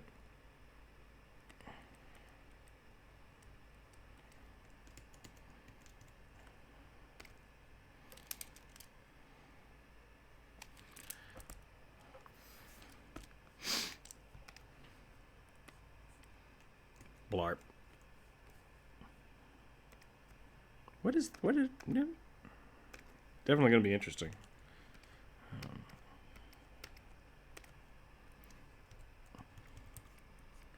Nope, Sunday is my day. I'm not doing nothing on Sunday. Sunday is me time. That's a secret. That's a secret that nobody gets to know.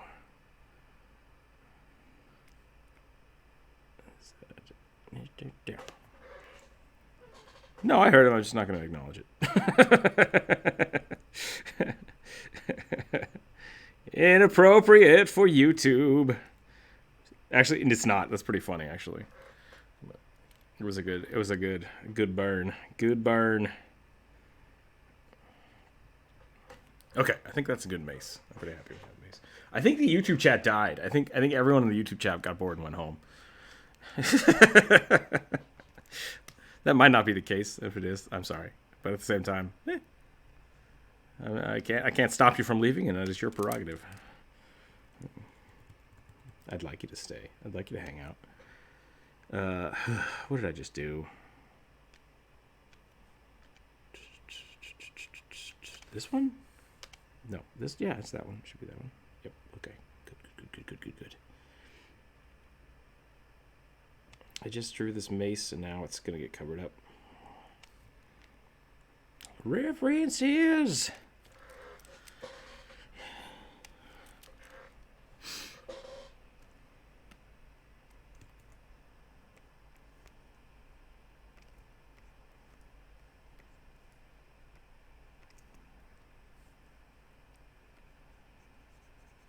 Sounds fun.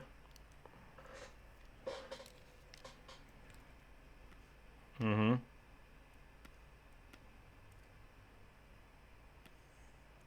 No. No, I have played Skyrim. I have played Skyrim before. Not a lot of it. I didn't play a lot of Skyrim because I, once again, kept killing chickens. So I gave up on that game. No, I've played Arena, Morrowind, Daggerfall. Didn't play Skyrim. Made me upset. So I walked away. No, I didn't buy Skyrim. My friends owned Skyrim, so I played it passively. And I just didn't.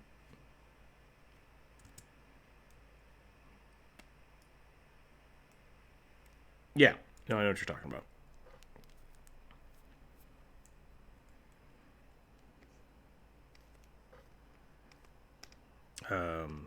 Sure.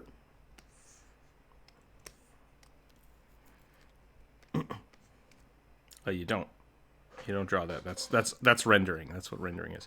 So the question is, how would you draw hammering on armor? And we can do this a quick. We can do ourselves a quick. That looks really cool. I dig that. I think this is cool. It looks awesome. It's like part Minotaur, part like weird Batman armor.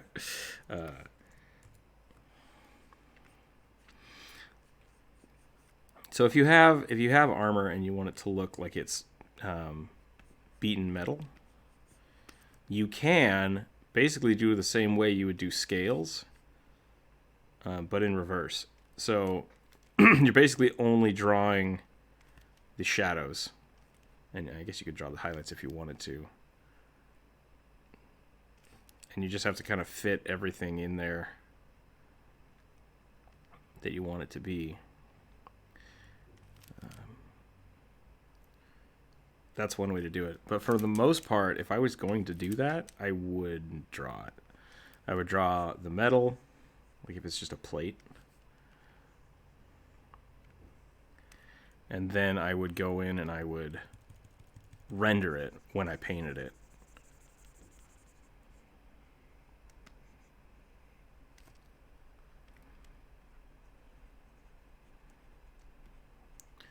You just go in there and start. I mean, yeah, this is very much like this is a choice. This is an aesthetic choice for an artist, but it could also be that if they don't have a need for well armored stuff. Yeah, I can't even do that without the opacity. I need opacity here. There we go. And you can just start drawing in those dents however you want. But for drawing, I really wouldn't do too much of it. Yeah, I'm sure there are ways to get around that, but you can. And then you could definitely on the edges where it kind of curves, you can start drawing in those dents. But because really, what you have is you have high points in between the armor, and then you have the low points down below. And I would just paint those in. That was super quick, but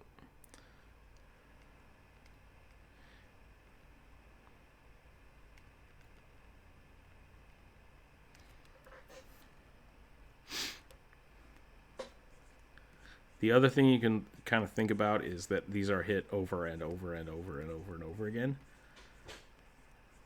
So if you start with something like an underlay of this, of just like, here are all the different things that are going to be hit, and then you can start going in and actually like, okay, this is going to be the low point. This is going to be a low point. This got hit twice, and then that starts influencing your painting. But once again, that's rendering, and so you could do a layer on top of it that would be, whoops, what did I just do? I deleted it, and that's what I did. You could go back in after doing that. Really? Hitting all the wrong buttons today. And start drawing in those divots. Whoop, whoop. But there's...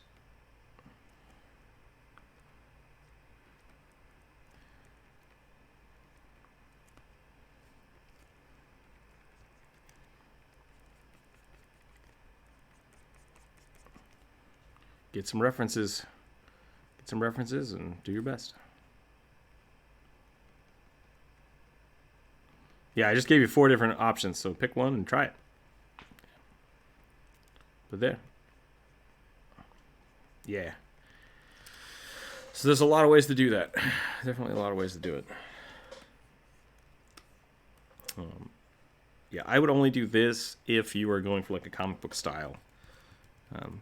And then you could really get those divots in there. Otherwise, I would just paint it. No, so do I. I mean, that's my style. My style is very much more of a comic style.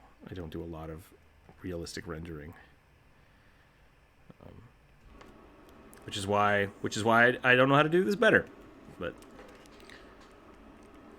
and if you're gonna do that, just keep it subtle. I'm sure I could make that look a lot better. Right now, it looks like he got shot by a cannonball. Boom, boom, boom, boom, boom, boom, boom, boom.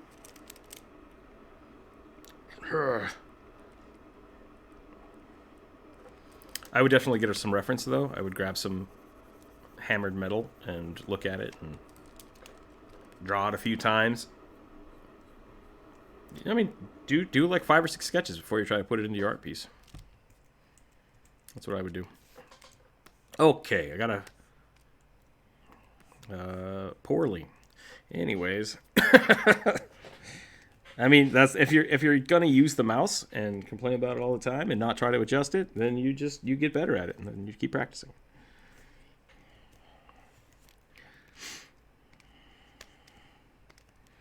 That's very good too, yeah. Nothing wrong with tracing your own artwork.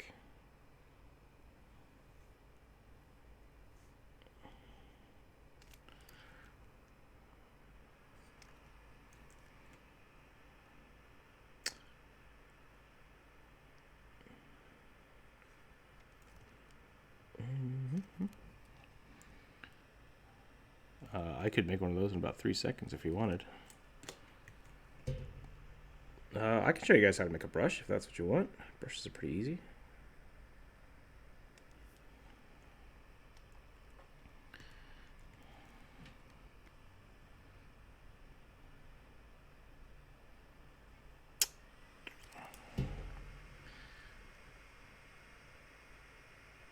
Let me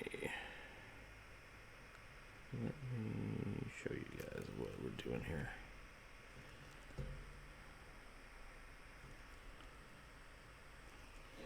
Boop. Hoop, delete. B. There we go. Machete. Okay.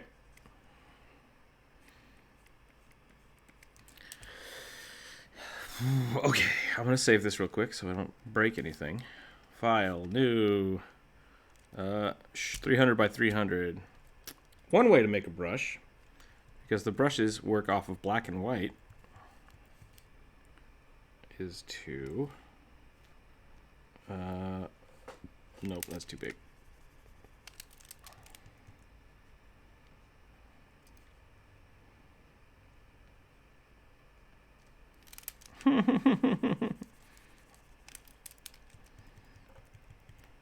I'm a big fan. This is one of my favorite brushes I used to use.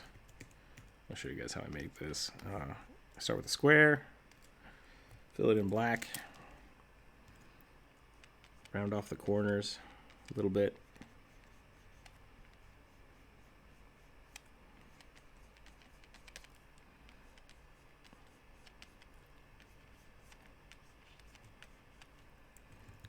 want to do one of these.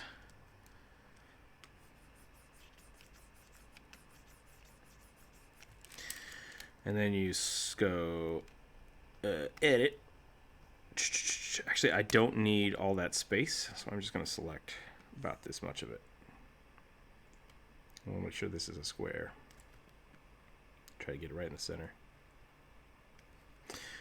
Edit. Define a brush preset. Square.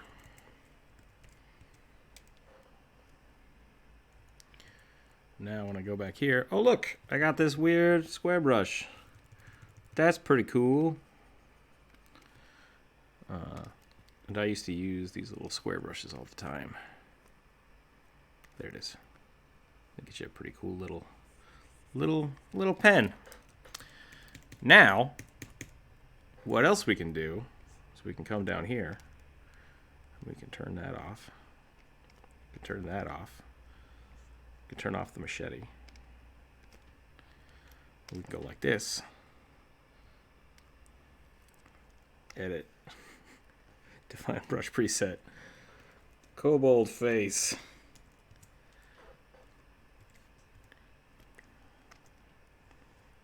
And now we have a kobold face brush. That's it. That's how you make brushes. You can paint with the kobold face.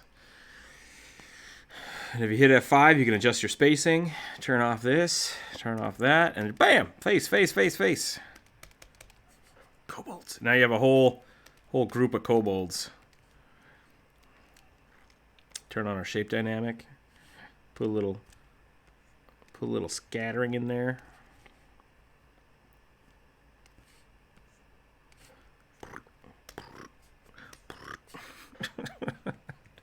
Yeah, brushes. Brushes are interesting things. I'm gonna go back to my round brush. I don't know. That's not a question I can answer.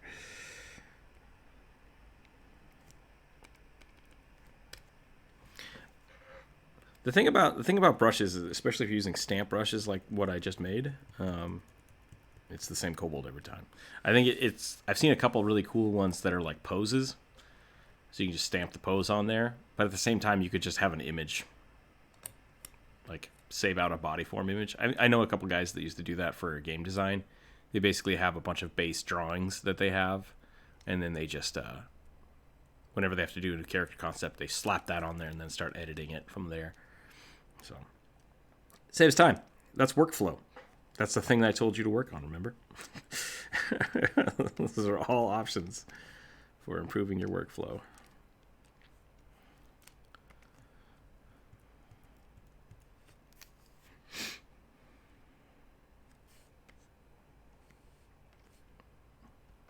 Is it in your brush palette? Did you save it as a preset, or did you adjust it and then not save it as a preset? It should still be in there. It's gonna be categorized by size, which is a weird thing.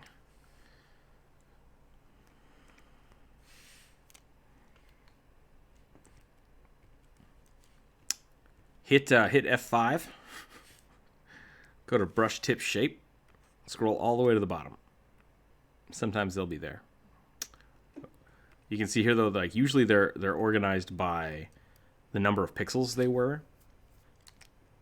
So if you want to remember something, generally I make the picture, like the image size like this. I made it 300 by 300. I will make it a size of pixels that I will remember, so I can just go back to it all the time. Other little weird tips. Machete. What is this layer? Nothing? I don't need that layer. That's weird. I just grouped one thing with itself. Great. Machete. Scale mail. Absolutely. Every time. Chainmail is not fun to draw. He's not for me.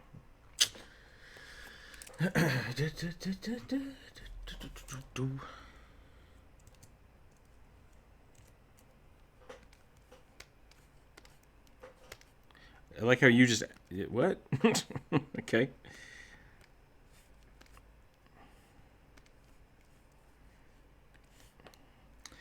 Hey. People like drawing what they like to draw, you know?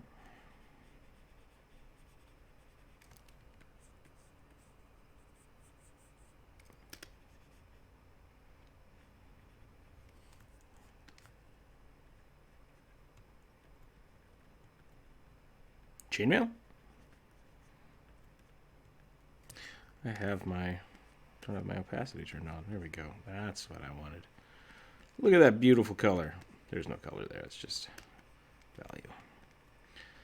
Put really white down here because that's where it gets lots of use.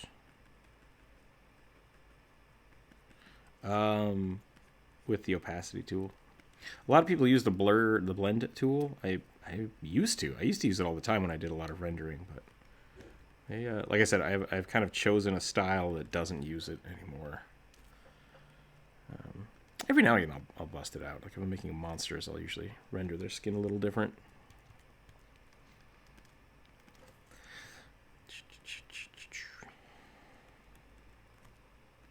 Let's get this blade finished up here.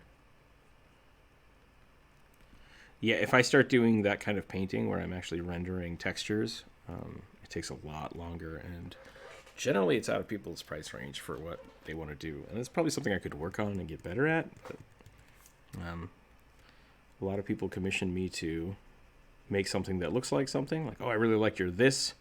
Can you draw my character in that? It's like, yeah. And so I don't want to shift the style too much, because if I give them something they didn't ask for, then that's not a good day. Not a good day for anybody.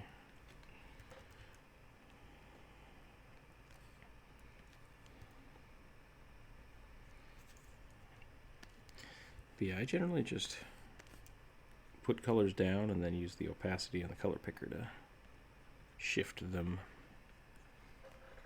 to where I want, which is kind of a weird painting style. I think it's more for oil painting normally. I need a gold. Happy little trees. Drawing happy little trees.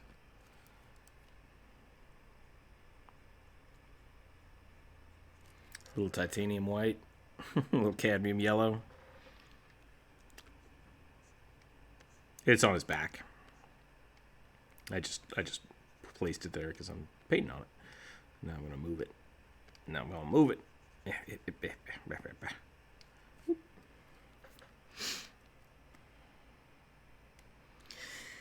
So what I'm going to do for this, because he asked, I shouldn't say he, I don't know. The commissioner asked me to put this in specific places, mace on this on the back. So I'm going to do that, but then I also am just going to make one render of the actual weapons themselves. So I'm going to put a little more detail in the weapons, and then I'll have that as a separate executable. That's not right. Deliverable. A separate deliverable. You said you wouldn't want to introduce someone to D&D through online games. Sorry, Ark. I just now read that. That was forever ago, wasn't it? Yeah, it was like 10 minutes ago. Yeah, I generally wouldn't want to introduce someone because I can't hold their hands. There's been a lot of times when people are like, I don't see that on my character sheet. And it's like, well, it's right here next to this. And if you can't show that to them, it's difficult. That being said, if that's the only way you can be introduced, you can make it work. You can absolutely make it work. It just takes more time. So that's something you have to be aware of. But if you're in person, the other thing I've noticed is like people are like, oh, what race do you want to be? They're like, I don't know. I have no idea. It's much easier for me to hand somebody a book with pictures in it and be like, look at some of these and tell me what you like, versus like, here's a website with a list of every single race that's ever existed forever. So I think, yeah, being able to physically truncate things and be like, here's 6 options, or put this right here, is a lot easier. Not impossible. I don't usually do it. Truncate means to shorten or to collapse. Let me look that up. I think it's a coding term. Or shortening something by cutting off the top and ends. It's a geometry term. Yeah.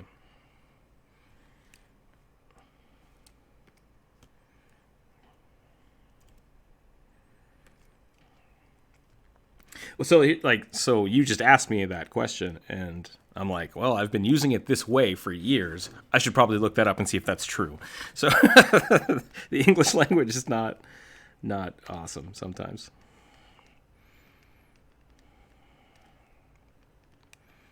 Gonna do some cleanup here. I think we're about done with this. I'm pretty close to being done with this. I'll probably doodle around with it and clean it up a little bit more, but I think we're on the edge of being done here. So I might need to clean up the colors too. It's still pretty matte.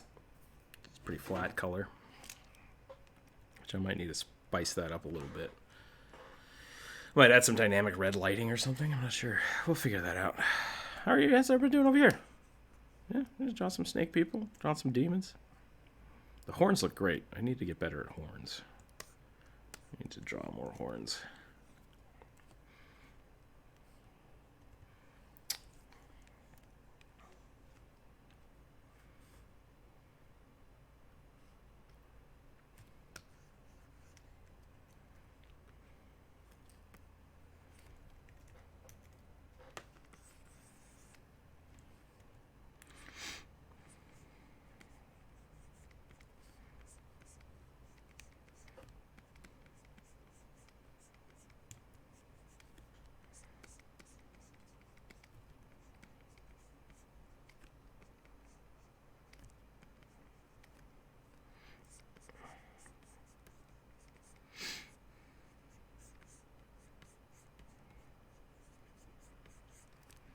I'm a big fan of the weird spirally bits.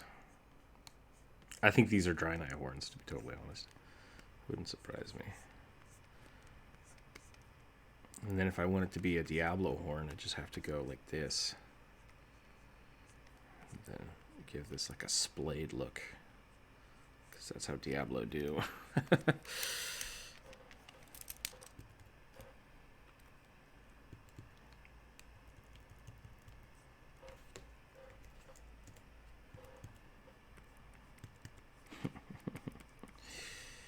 I think we're about done. I think I'm winding down. That's a good little transition for the day. Tomorrow, should we do D&D, which could be really fun, or should we just do a draw day? We could do just a straight up Discord draw day. I'd also like to do a looking for artist day where we go onto Reddit character drawing. r/character drawing, find somebody who's trying to get their character drawn and just collectively start drawing them for them. I think that would be really fun. Dalcor's been doing that by themselves, and we have not. So that might be something to do. Yeah. People like seeing their stuff. My only downside to it is I wonder if people are going to get a little too like, hey, welcome to, thanks for drawing that guy's thing. Here's 5 things for you to draw. It's like, no, that's not how this works. So, I don't want to become well, maybe I do want to become the YouTube guy that draws D&D characters from Reddit. That could be fun, but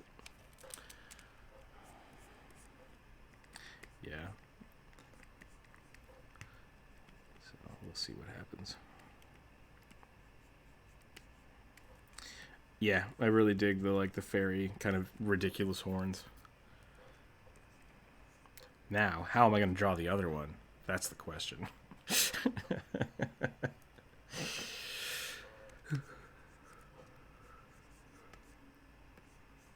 it's going to go like that, and then it's going to spiral, and then it's going to do this. But I think it should actually curve this way, so it's probably going to be closer. Like that.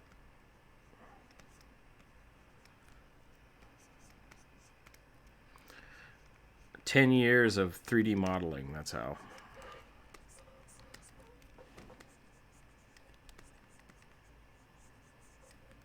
Yeah, volume shapes are super important. If you're not working on your volume shapes, get on it. Get on it. Trying to understand how things are in 3D space is super important. Yeah, it is. It's a little big. I'm gonna have to cut it down.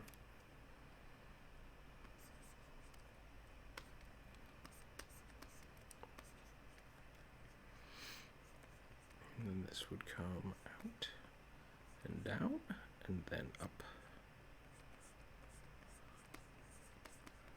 So that's kind of what that would look like. So we're going to go like this. The face is this way, so this spiral should look like this. Should be relatively the same. Should also be back farther.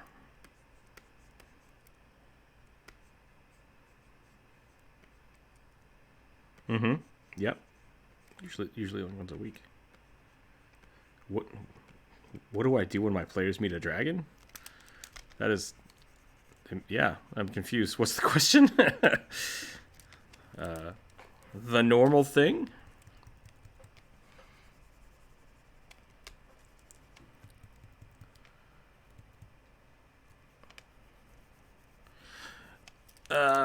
So like, how do it depends. It really depends on the story. The last group of dragons my friends met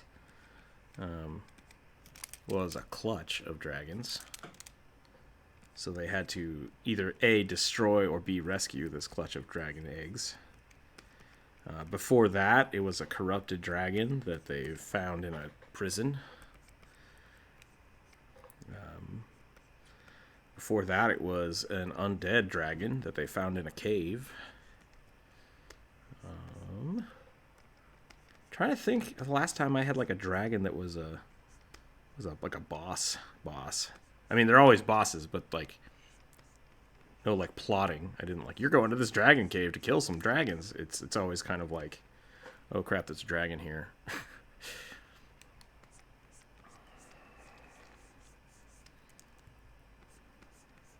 If that's how you play dragons, that's legit.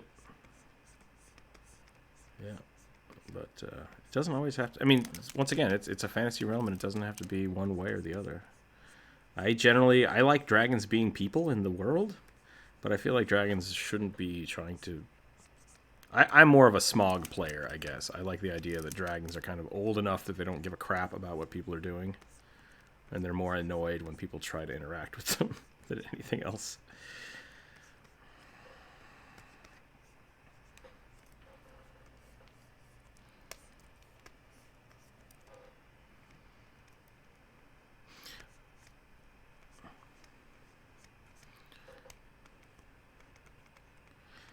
Yeah, I mean, I think dragons are as varied as people you meet. So when you ask me, what do I do when I run my players into dragons? Like, it really depends. Really depends on what the story is. I've had dragons that help the party. I've had dragons that hurt the party. I've had my players. I've been a player that has fed old ladies to dragons because it was required.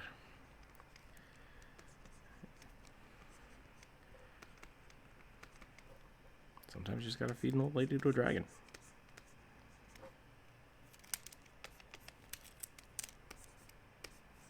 Maybe they don't deserve it, but it's required. You know, greater good and all that. Sometimes you just want a dragon.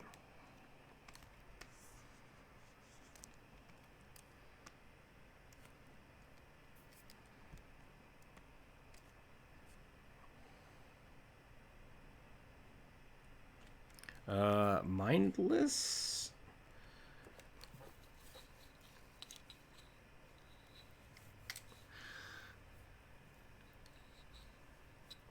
Do you think of a backstory for mindless boss monsters is the question. When I develop characters, generally I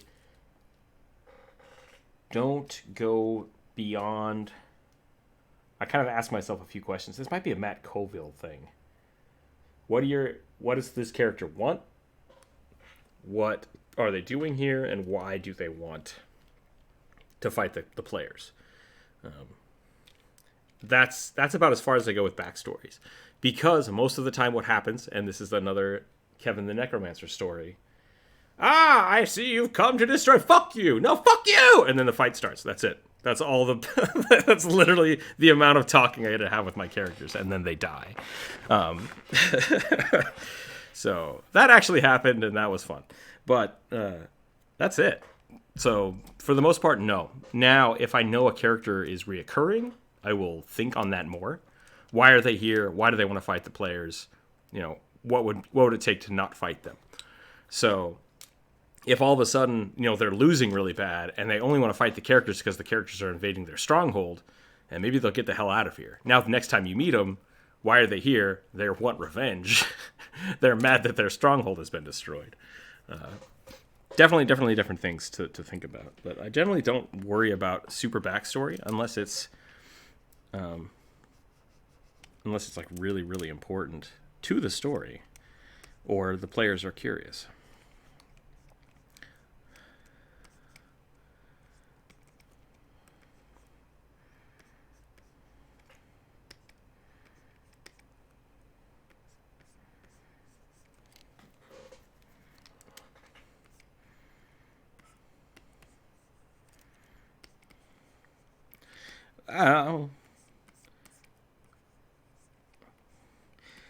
I mean, for dragons specifically, most of the time, like I said, I treat them more like Smog. So a backstory for a dragon could very much be, I've been sitting here on my ass for 2,000 years.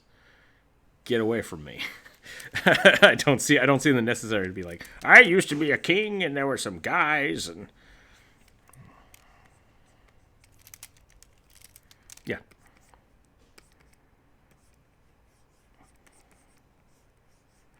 That I think falls back to the kind of video game mentality of people that are more interested in the mechanics, and that's fine. Sometimes that's all you need. It's just like, there's a dragon here, and it's pissed off and it's gonna kill you. It's like, well, I want to learn more about it. It's like, cool, ask it a question. Hey, where are you from? It bites your face off and you're dead. Why did you try to talk to a dragon that I told you was trying to eat your face?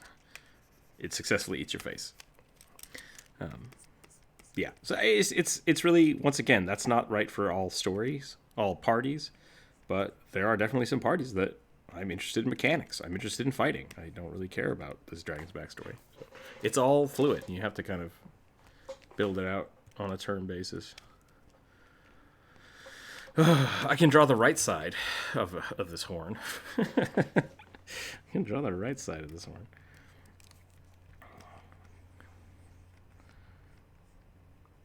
I think the problem I've done here is that the horn is actually like stuck like this.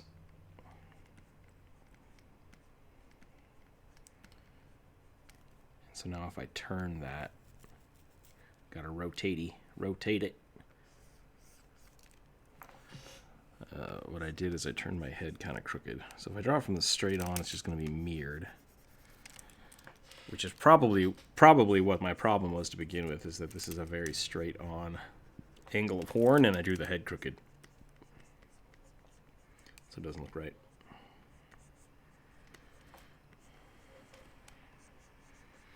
Yeah, and that's just going to be mirroring it, which is not as interesting as what I was trying originally.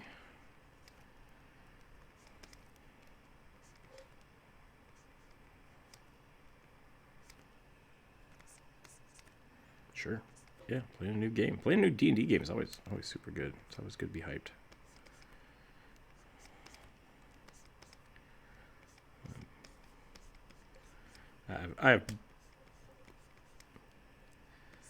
Yeah, it's interesting because there are some times when I've played a game and then we're like, hey, let's play that D&D campaign. It's like, we have not played this since October. Like, it's been months and months and months since we played last. That's crazy.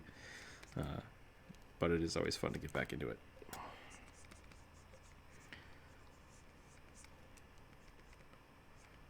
We were playing a weekly game in college, and then all of a sudden we realized, we haven't played Pathfinder in 4 years. That's sucks.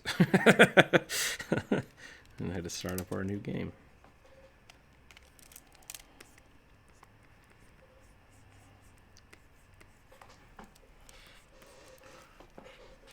World of Warcraft is really bad about that too. Every time we pick up a World of Warcraft expansion, it's like, oh, we're not going to play D&D for 6 months because we're just all doing that instead.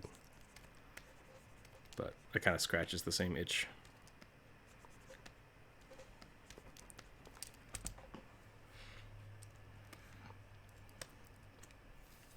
Yeah. It's a thing.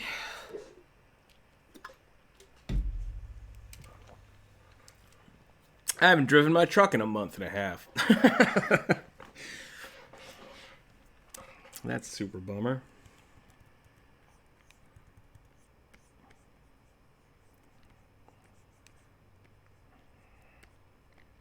The other thing that, like, I used to go, I live in the Pacific Northwest.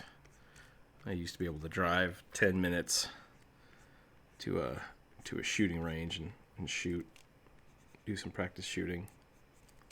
Yeah, it's super American. Like it just is. And I haven't been able to do that in like 4 or 5 years, and it's really bumming me out.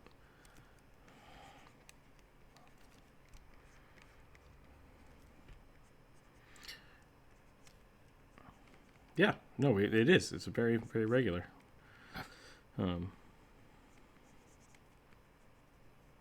To be fair, when I say shooting range, I mean like the middle of nowhere in the forest. That's a very, very, very Northwestern thing to do. I mean, I guess that's not a Northwestern thing to do. If you live in this,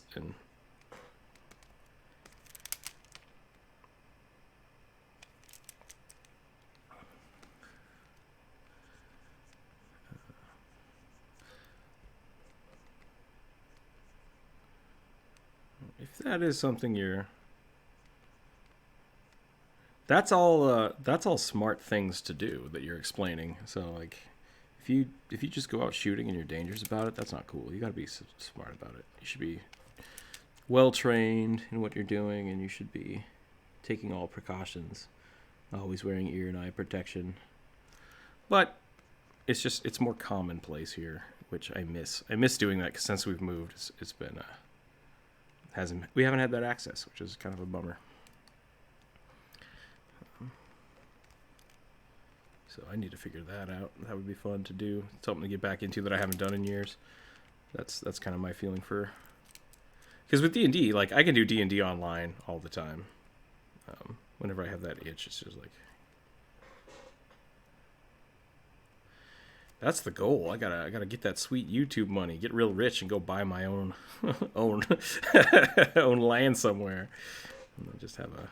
Then I changed my channel into like one of those weird gun channels.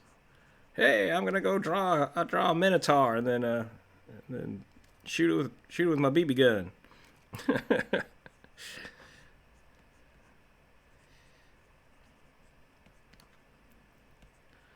Yeah, I mean that could be really fun. I wonder if there's a market for that. Patreon rewards, top tier level, monster targets for your crossbows. I shoot your character. That would be really funny. I need to do a crossover. Somebody find one of those weird gun channels on YouTube that isn't like weirdly being tracked by the FBI. And maybe we can do a collab. I've got a whole bunch of goblin posters that I'd like you guys to light up. Yeah, that would be pretty funny. That would be pretty funny.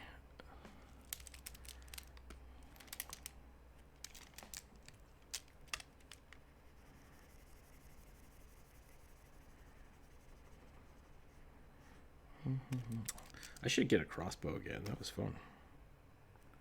Crossbows are actually a lot of fun.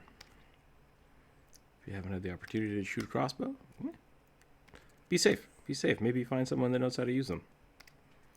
Yeah, there you go.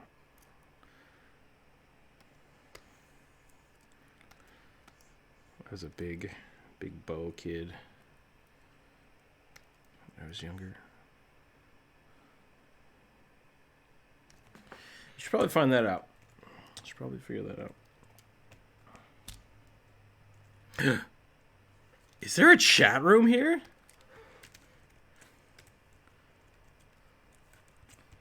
Howdy, howdy. Nice. That's pretty cool. I didn't realize that. Yep. Inappropriate. I don't know how to close this. There we go. Ah! There we go. I didn't actually. It's just doesn't give me crap. I'm always worried. People are gonna jump into the draw and just start doing inappropriate stuff. It's like, that's not cool. I feel like that's eventually just gonna happen when I get higher subs, and it's not gonna be cool. I don't know how I'm gonna deal with it yet.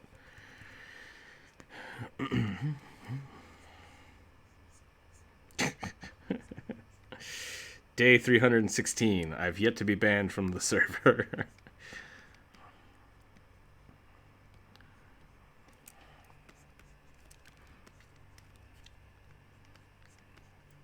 Just gotta make sure you're using the right right terminology. That is a really jacked up horn. I don't like that at all. What time is it? Yeah, it's 12:30. I'll hang out till 1. And then I'll go get lunch. Got a little extra time.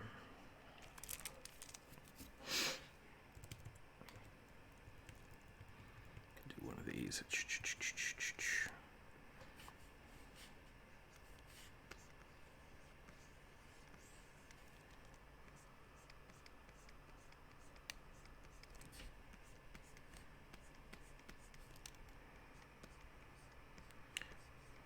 I just started thinking about the thing you're drawing.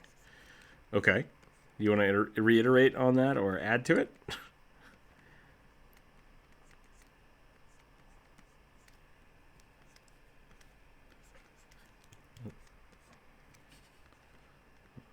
I assume if people actually had horns, there would be a market for like horn jewelry, and that's probably all that would change.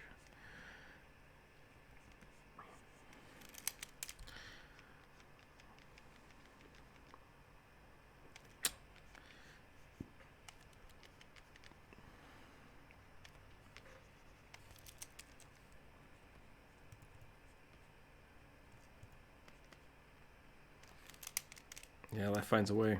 It's a good way to put it. I like that.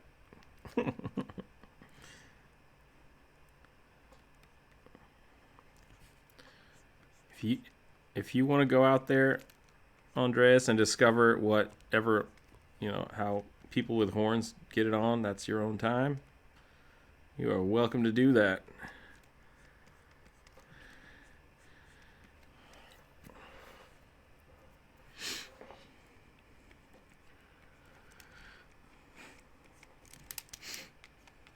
How do people kiss if they have tusks? However they want. That's their own jam.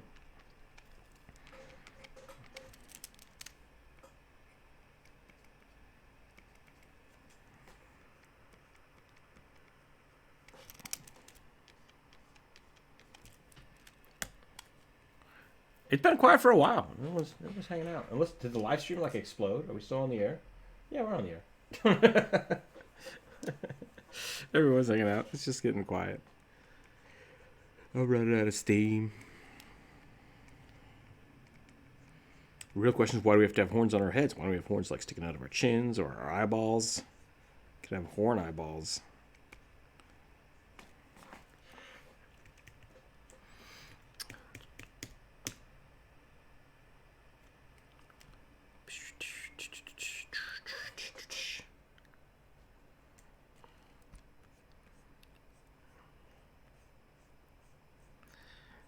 There.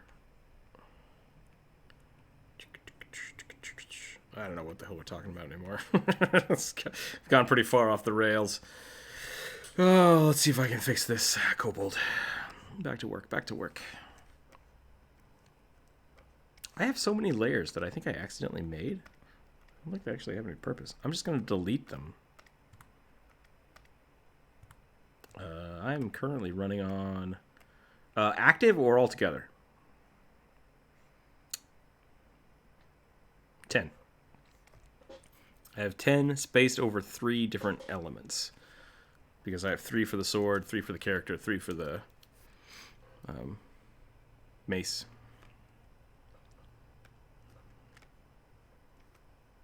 No, that's pretty standard. Yeah, no, it's pretty standard. I usually have three per asset is where my levels are, and then sometimes I'll go to 5 when I start getting into editing the.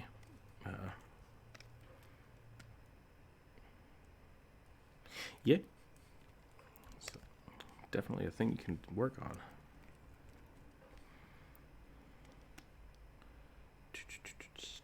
Do I want this in front or behind? That's the question.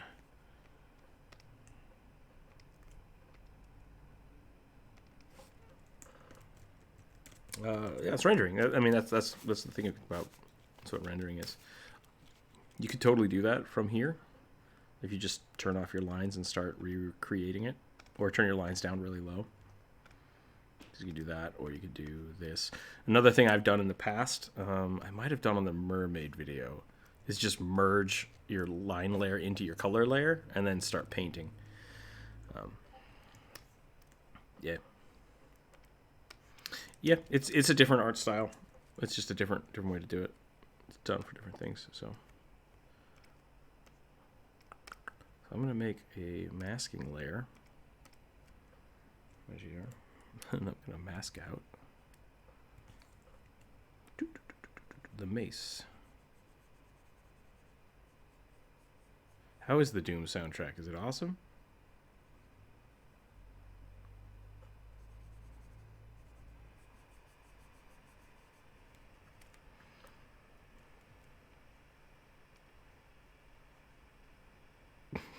That sounds pretty cool.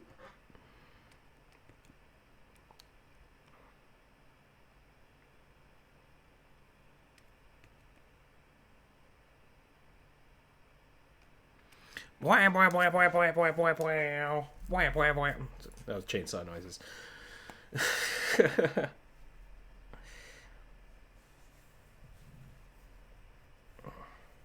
You know, I'm not happy with my chainsaw. I need to get a new one.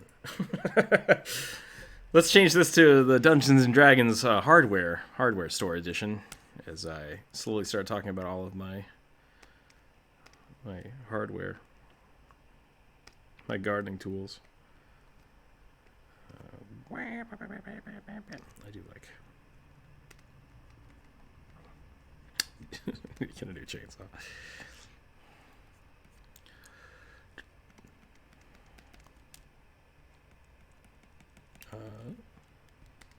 That's pretty good. That was a good chainsaw. That was a good chainsaw noise.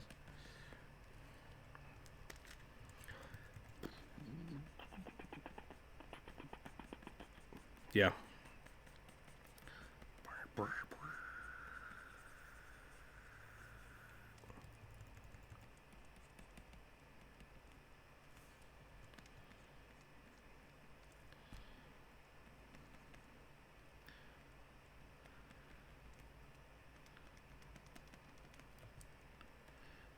I don't.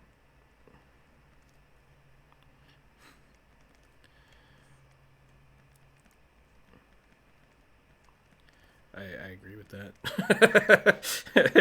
if you have to use an axe to fell a tree, it's doable. I would recommend a chainsaw. I would recommend a chainsaw every time.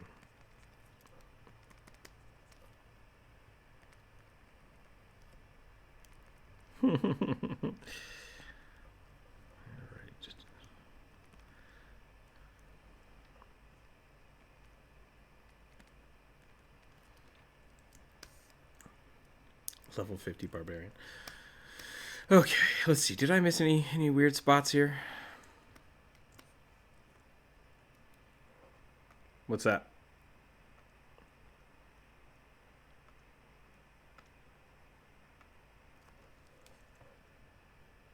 Mm-hmm. It's a design choice. I could, though. To be fair, I could do this. I think I do need to do this. I need this to follow the shape of the...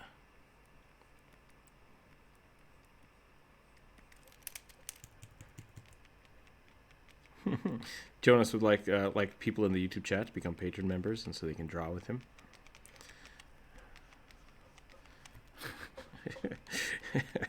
You weren't invited. Get out of here.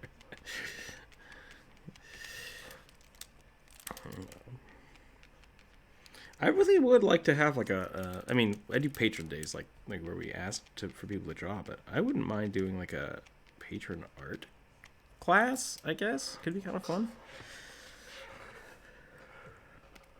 Yeah, art class with the Discord. I think that'd be really cool. Just have everybody come in and try to draw like the same kind of thing.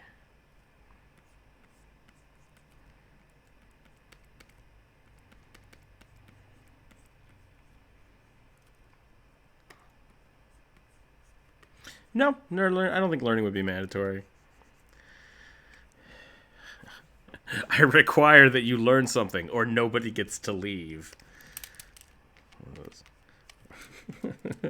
Everybody must draw the sailboat before you are allowed to leave the class.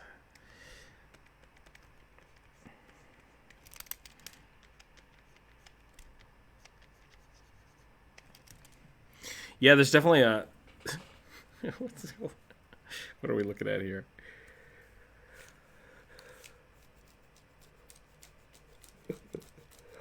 I think there's a definite... was it 4 hours? There's a 4-hour creative window, and then you got to take a break.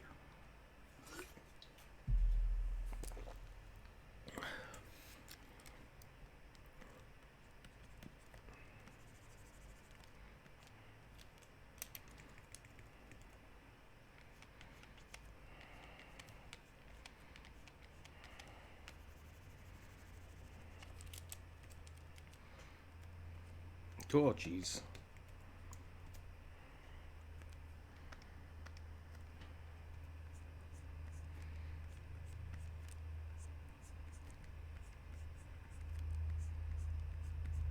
Let me look. Let me look at V shape. It's a pretty good foreshortening, though. Yeah, that's good. Your eye line is like right here, and then you're looking down through it. Whoop, whoop, and then you just got to put his little feet, just go boop, boop, boop, boop, boop. Blue boat. Who's drawn a blue boat? Anonymous fox has appeared.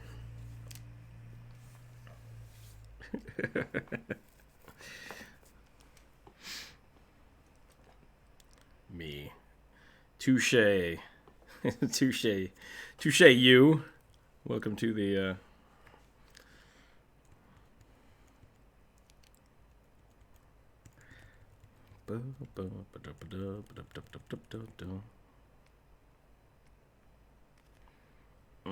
I would love if I knew how to do a perspective art class.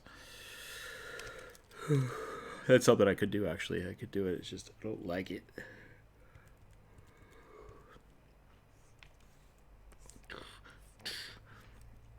It's all about that breakdown, yo. All about that breakdown.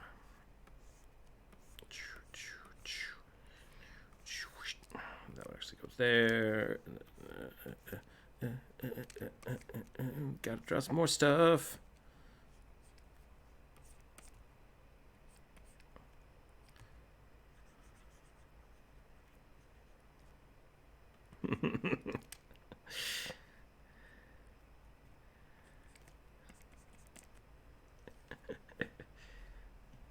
No. I assume Nod is the one drawing the boat. Is that right? Oh, it's not. Oh, dang. We have a secret.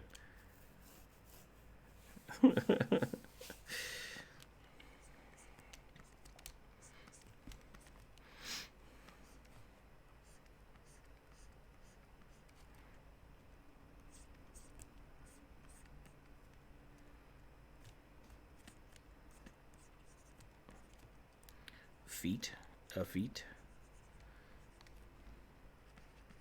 Hippies. Chest. Head.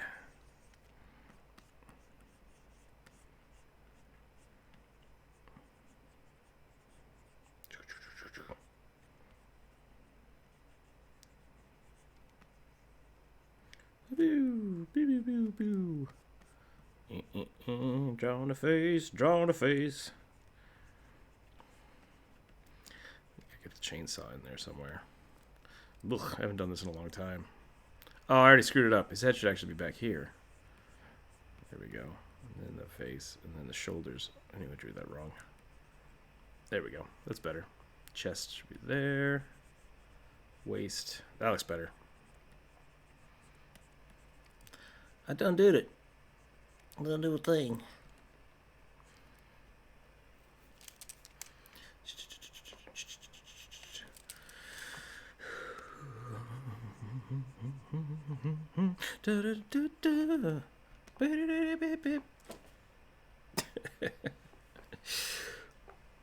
Oh boy. Oh boy. Where are we at? We got 20 more minutes left. What a tired day. It's all good. Oh, it's only Wednesday. I just realized now it's only Wednesday. Oh, what a week. What a week.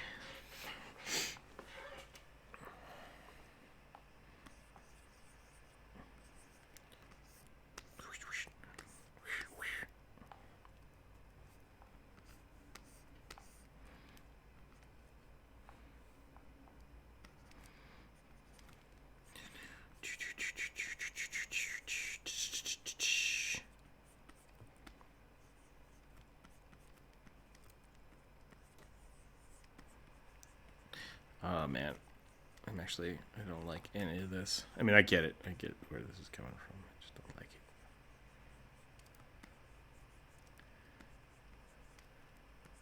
Yep, that's we're changing it from Discord and Draw to Draw and Complain. That's how we're. None of us like drawing. We just love trying to draw, and then that gets us somewhere. I like it too.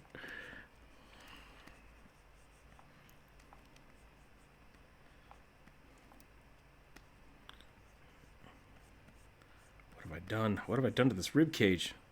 Should be way over there. I don't like it when art is hard to do.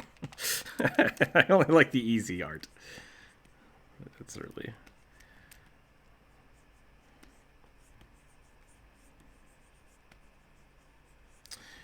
You know, I don't do a lot of backgrounds either.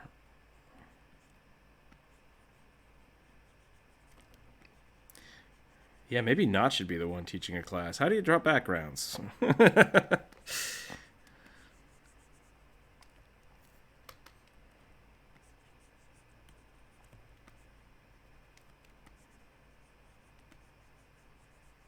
Okay. Photo bashing and painting is a good way to do backgrounds. That's legit.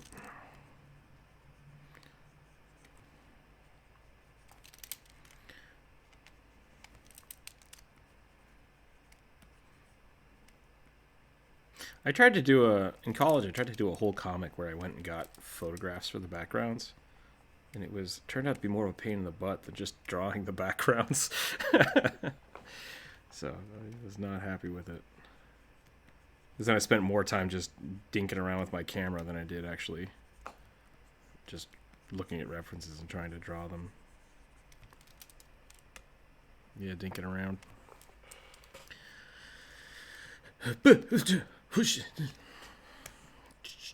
Perspective. Draw a box. Put things in the box. Not that thing. What's in the box? It's a perspective drawing. It's a good movie. Actually, I don't know if that's a good movie. I haven't seen that movie in a long time. At the time, it was a good movie. 7 Deadly Sins. It's just called 7, isn't it? I think it's just called 7. Yeah, no, I think it's called 7. That's where the "what's in the box" reference come from. Oh, is it SE7? Hey, that's how Rookzer0 is spelled too. Yeah, it is 7. Okay. That's the weird thing about my name. A lot of people read it as Rookzer0 instead of Rookzer0. I've come to a place where I'm okay with it being either way. But do you have time for like 30-minute drawings, or are you about done for the day? I was about done for the day, but I got some time. What are you looking for?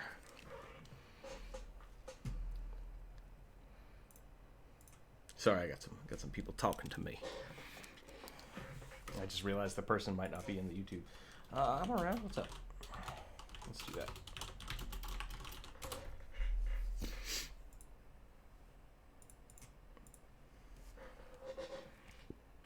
Dragonborn cleric outfit, huh? Plate mail. Okay.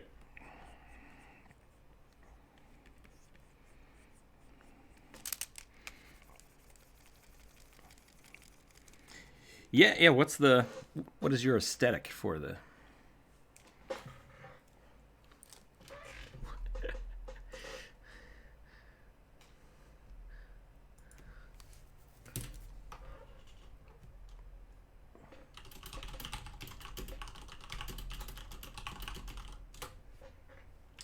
Wait. So you just need something white that doesn't look cultish. That's your theme.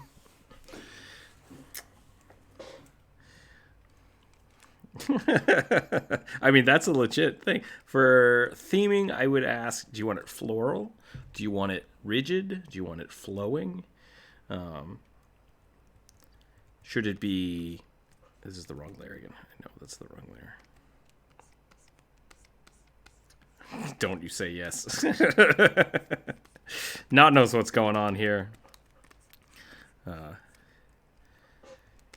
Yeah, so that's what I would think about, and I can definitely help you with that. But those are the questions that I would say try to focus on first. So, what?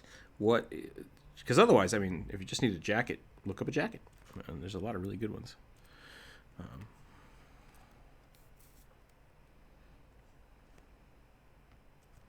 Sure.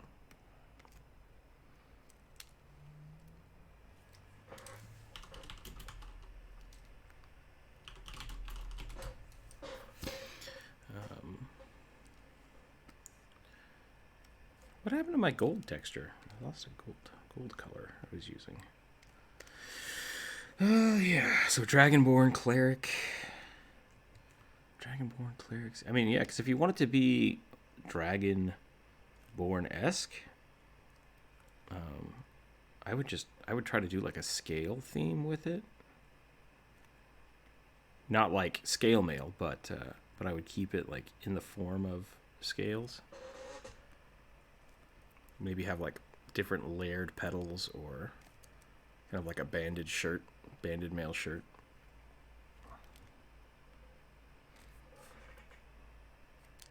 Those are all ideas. This should be gold as well. That should be gold. Put something right there. A little more brackets right there. Yeah, because you could also do like, and that's something I think a lot of people struggle with when they think about, like if you just type in jacket into Google, you're gonna get a bunch of stuff. But if you type like pleated jacket, do you want it to be pleated, flowing jacket? You really need those visual descriptors to kind of start bringing out the type of concept you want to bring out, the type of theming you want to do. So I would say try to find like 2 or 3 words that you think define it. Maybe they're an aquatic. Are they a water-based cleric? Are they sailors? Did they grow up a noble person, or were they very poor? Are they from a church? Are they from a...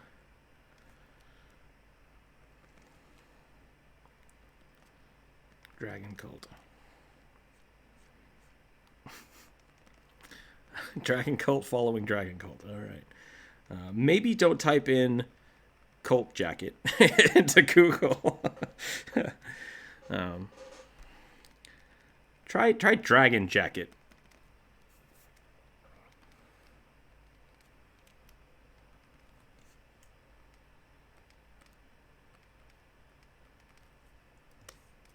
Try that. Try a religious jacket, or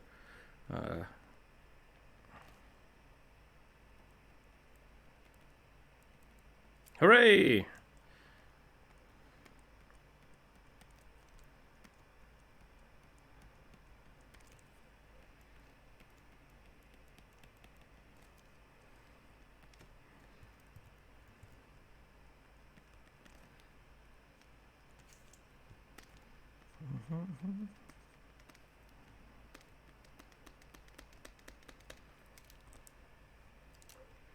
Uh-oh.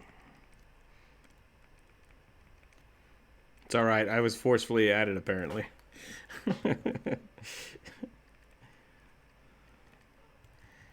I don't remember seeing a disclaimer here, so I might just be a lurker. I'm a lurker in the Discord.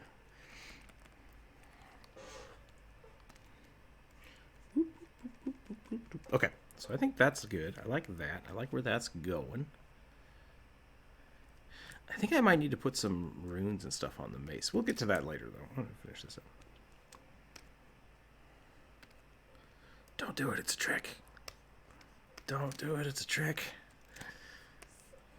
Stop recruiting people on my Discord. Get the hell out of here.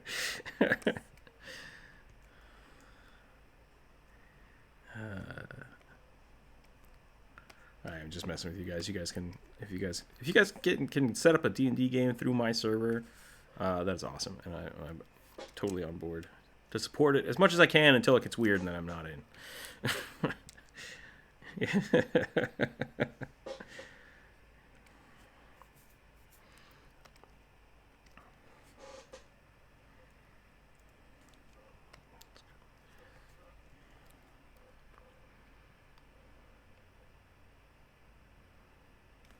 That's good.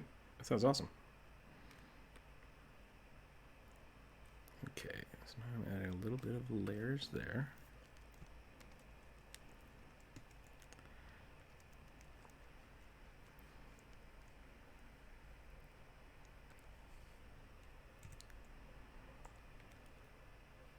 Let's drop this down. That a little darker. Okay, so I'm going to do blue, and I'm going to go over here. I'm going to make this drop that down to about there. And that's going to be my shadows. It's going to be my shadows. And now I'm just going to paint in my lights.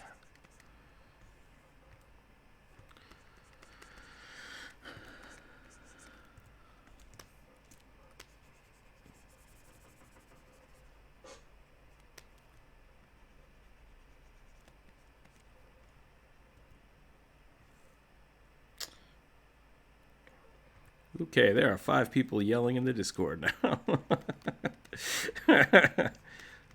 Please be courteous of others and talk in an orderly fashion. Who just said no? No, I'm kidding. It's fine. Where are my mods? Where are my mods? Someone start banning people. Just banning people left and right.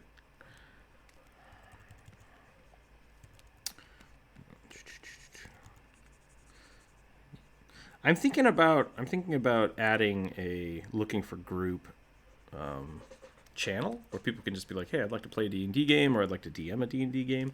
But if I do that, it's just going to add a whole nother channel, and we've been trying to thin out the channels that exist. So I don't know if I should do that or not, or if I should just make it a separate thing.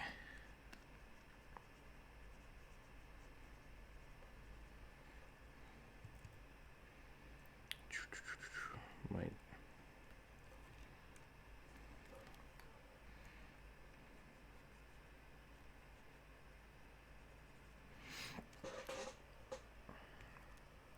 Something to think about. Something I might try to do here in the next week. Maybe I'll do that this weekend. I might set that up. But it will also be adding the Patreon. Do I want to do a D&D game tomorrow? I think that would be fun. But yeah. Thanks for hanging out.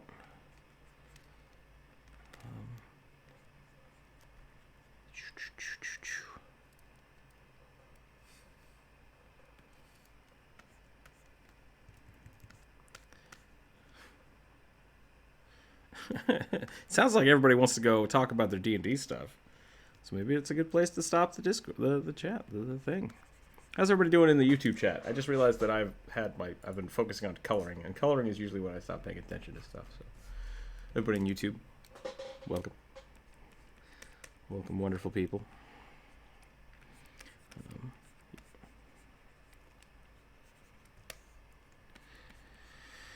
Oh no, line art. I love the line art. I'm a big line art nerd.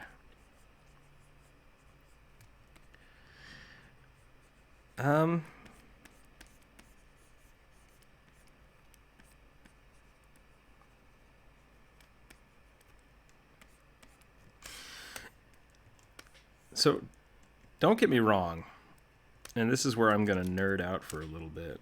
I like this. I like the final picture of having colored characters.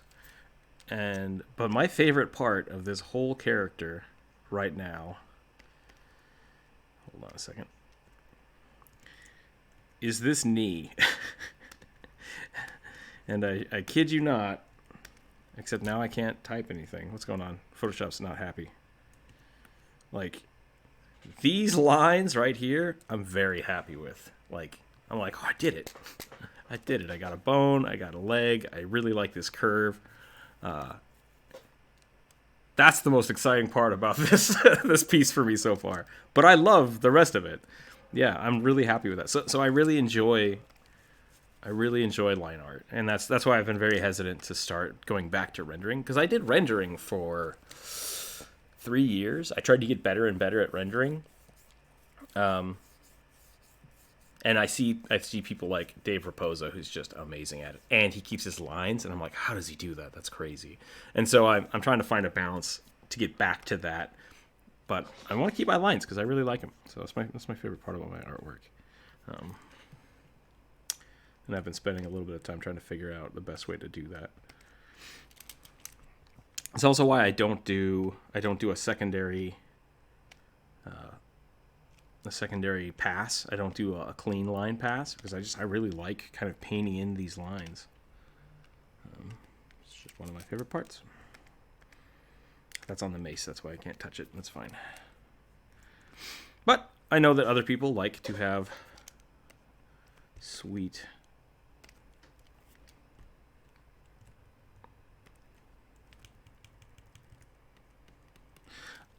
they are somewhat extruded.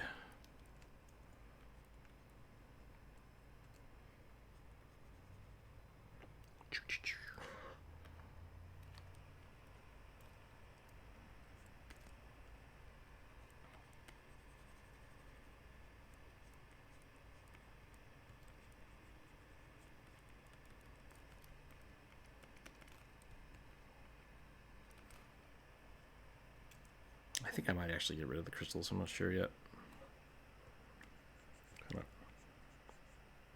Yeah, I mean, I need some color. I definitely do need some more color in here, but I'm not sure if they do it quite the way I want. So I think that's the weak part that I need to keep looking at. Yes, his eyes are supposed to be white. He's a blind oracle.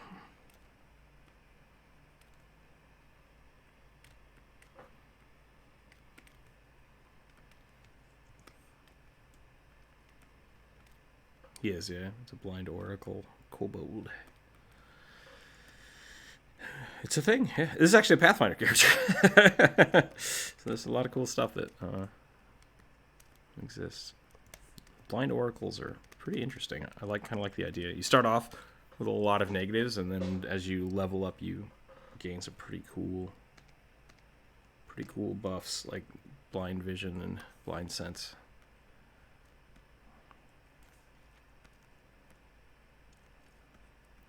I mean, yeah, the blind oracle is the oracle is a class. It's basically like a cleric sorcerer hybrid.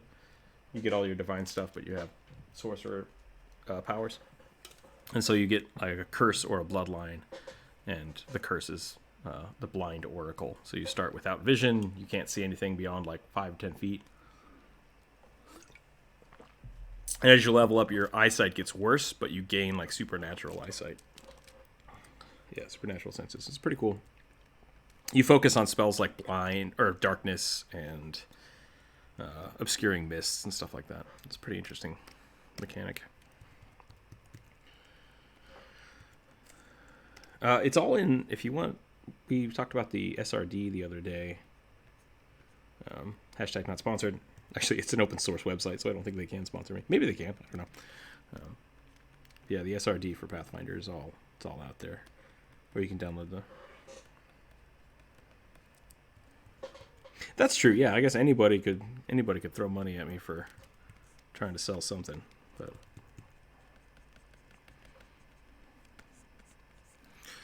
D&D has a pretty good community source, so I'm pretty happy with them so far.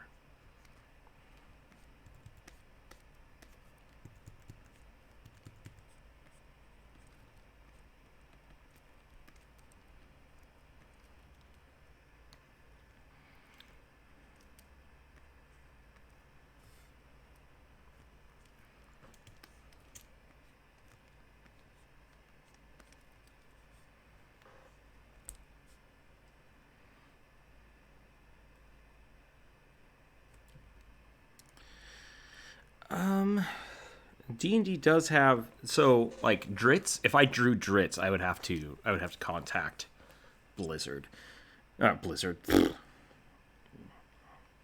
Wizards of the Coast. Dear Blizzards, I wonder if they ever get things like that. Like, we'd like to use your StarCraft stuff, and Wizards is just like, what the hell are you talking about? We don't have any StarCraft stuff. I do have the Diablo game module for like 2nd edition, which is pretty great. It is a thing, yeah. I do have that. I'll try to find it.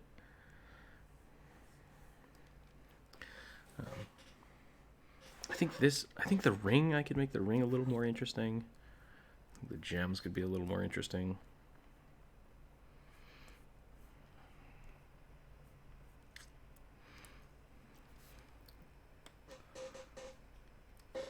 Yeah, I definitely need to snazz those up. Get them all snazzy.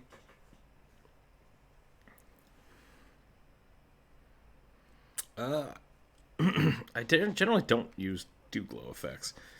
And when I do, usually what I'll do is I'll make a new layer. I'll grab the color I want to use, and then I will just kind of paint it out with a really high opacity.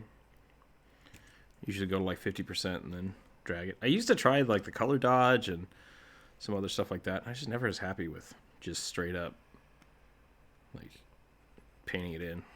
And that should pop if I make this black. Wow, come on.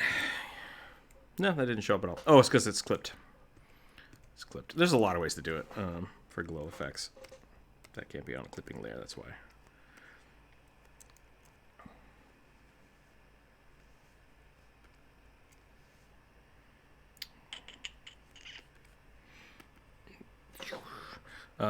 There is a fun way to do it with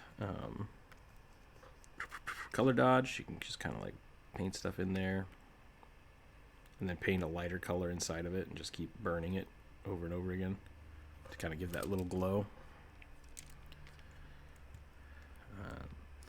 Color dodge basically doesn't multiply that color. So like, see, if I paint over the brown stays the same, but everything else applies that color. Color burn is the opposite, I believe. Color burn will just... I don't know. I think color burn is the multiply for it. Let me look at this. If I start to... Yeah, color burn only applies to the darker. So... different things to play with. You can also just put them on a layer and then change the different layer styles until you find the one you like. I usually try to do a usually use like hard light, but once again, I don't like using the gradients because like for a lightsaber effect you could use the... I don't want you to be a clipping mask. Don't be a clipping mask. You could use a very soft brush to get that kind of effect. But when you do that, then it makes the PNGs really sloppy, and I don't like that. So I generally don't have them that way. But it makes the lighting on here look really good. But I think, and this is totally me, you can do a lot with just additive lighting with hard brushes. I'm a big fan of hard brushes, so it's kind of my jam. Like, you can just go in here and really make this pop.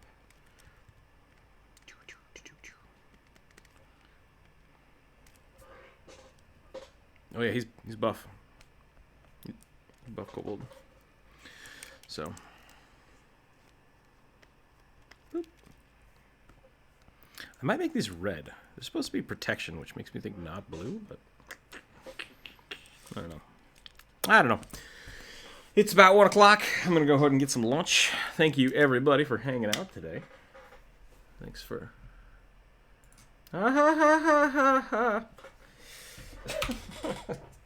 It's 1 o'clock here. I'm going to go get some lunch. Thanks for hanging out. Remember to keep your dice on the table. As for everybody playing D&D this weekend... Oh, it's still tomorrow, and it's only Wednesday. How is it only Wednesday? We'll keep working. We'll keep working through this week, and we'll hang out before your D&D game. And so, keep going with that. Yeah, I'm starting to feel better already, so hopefully that will...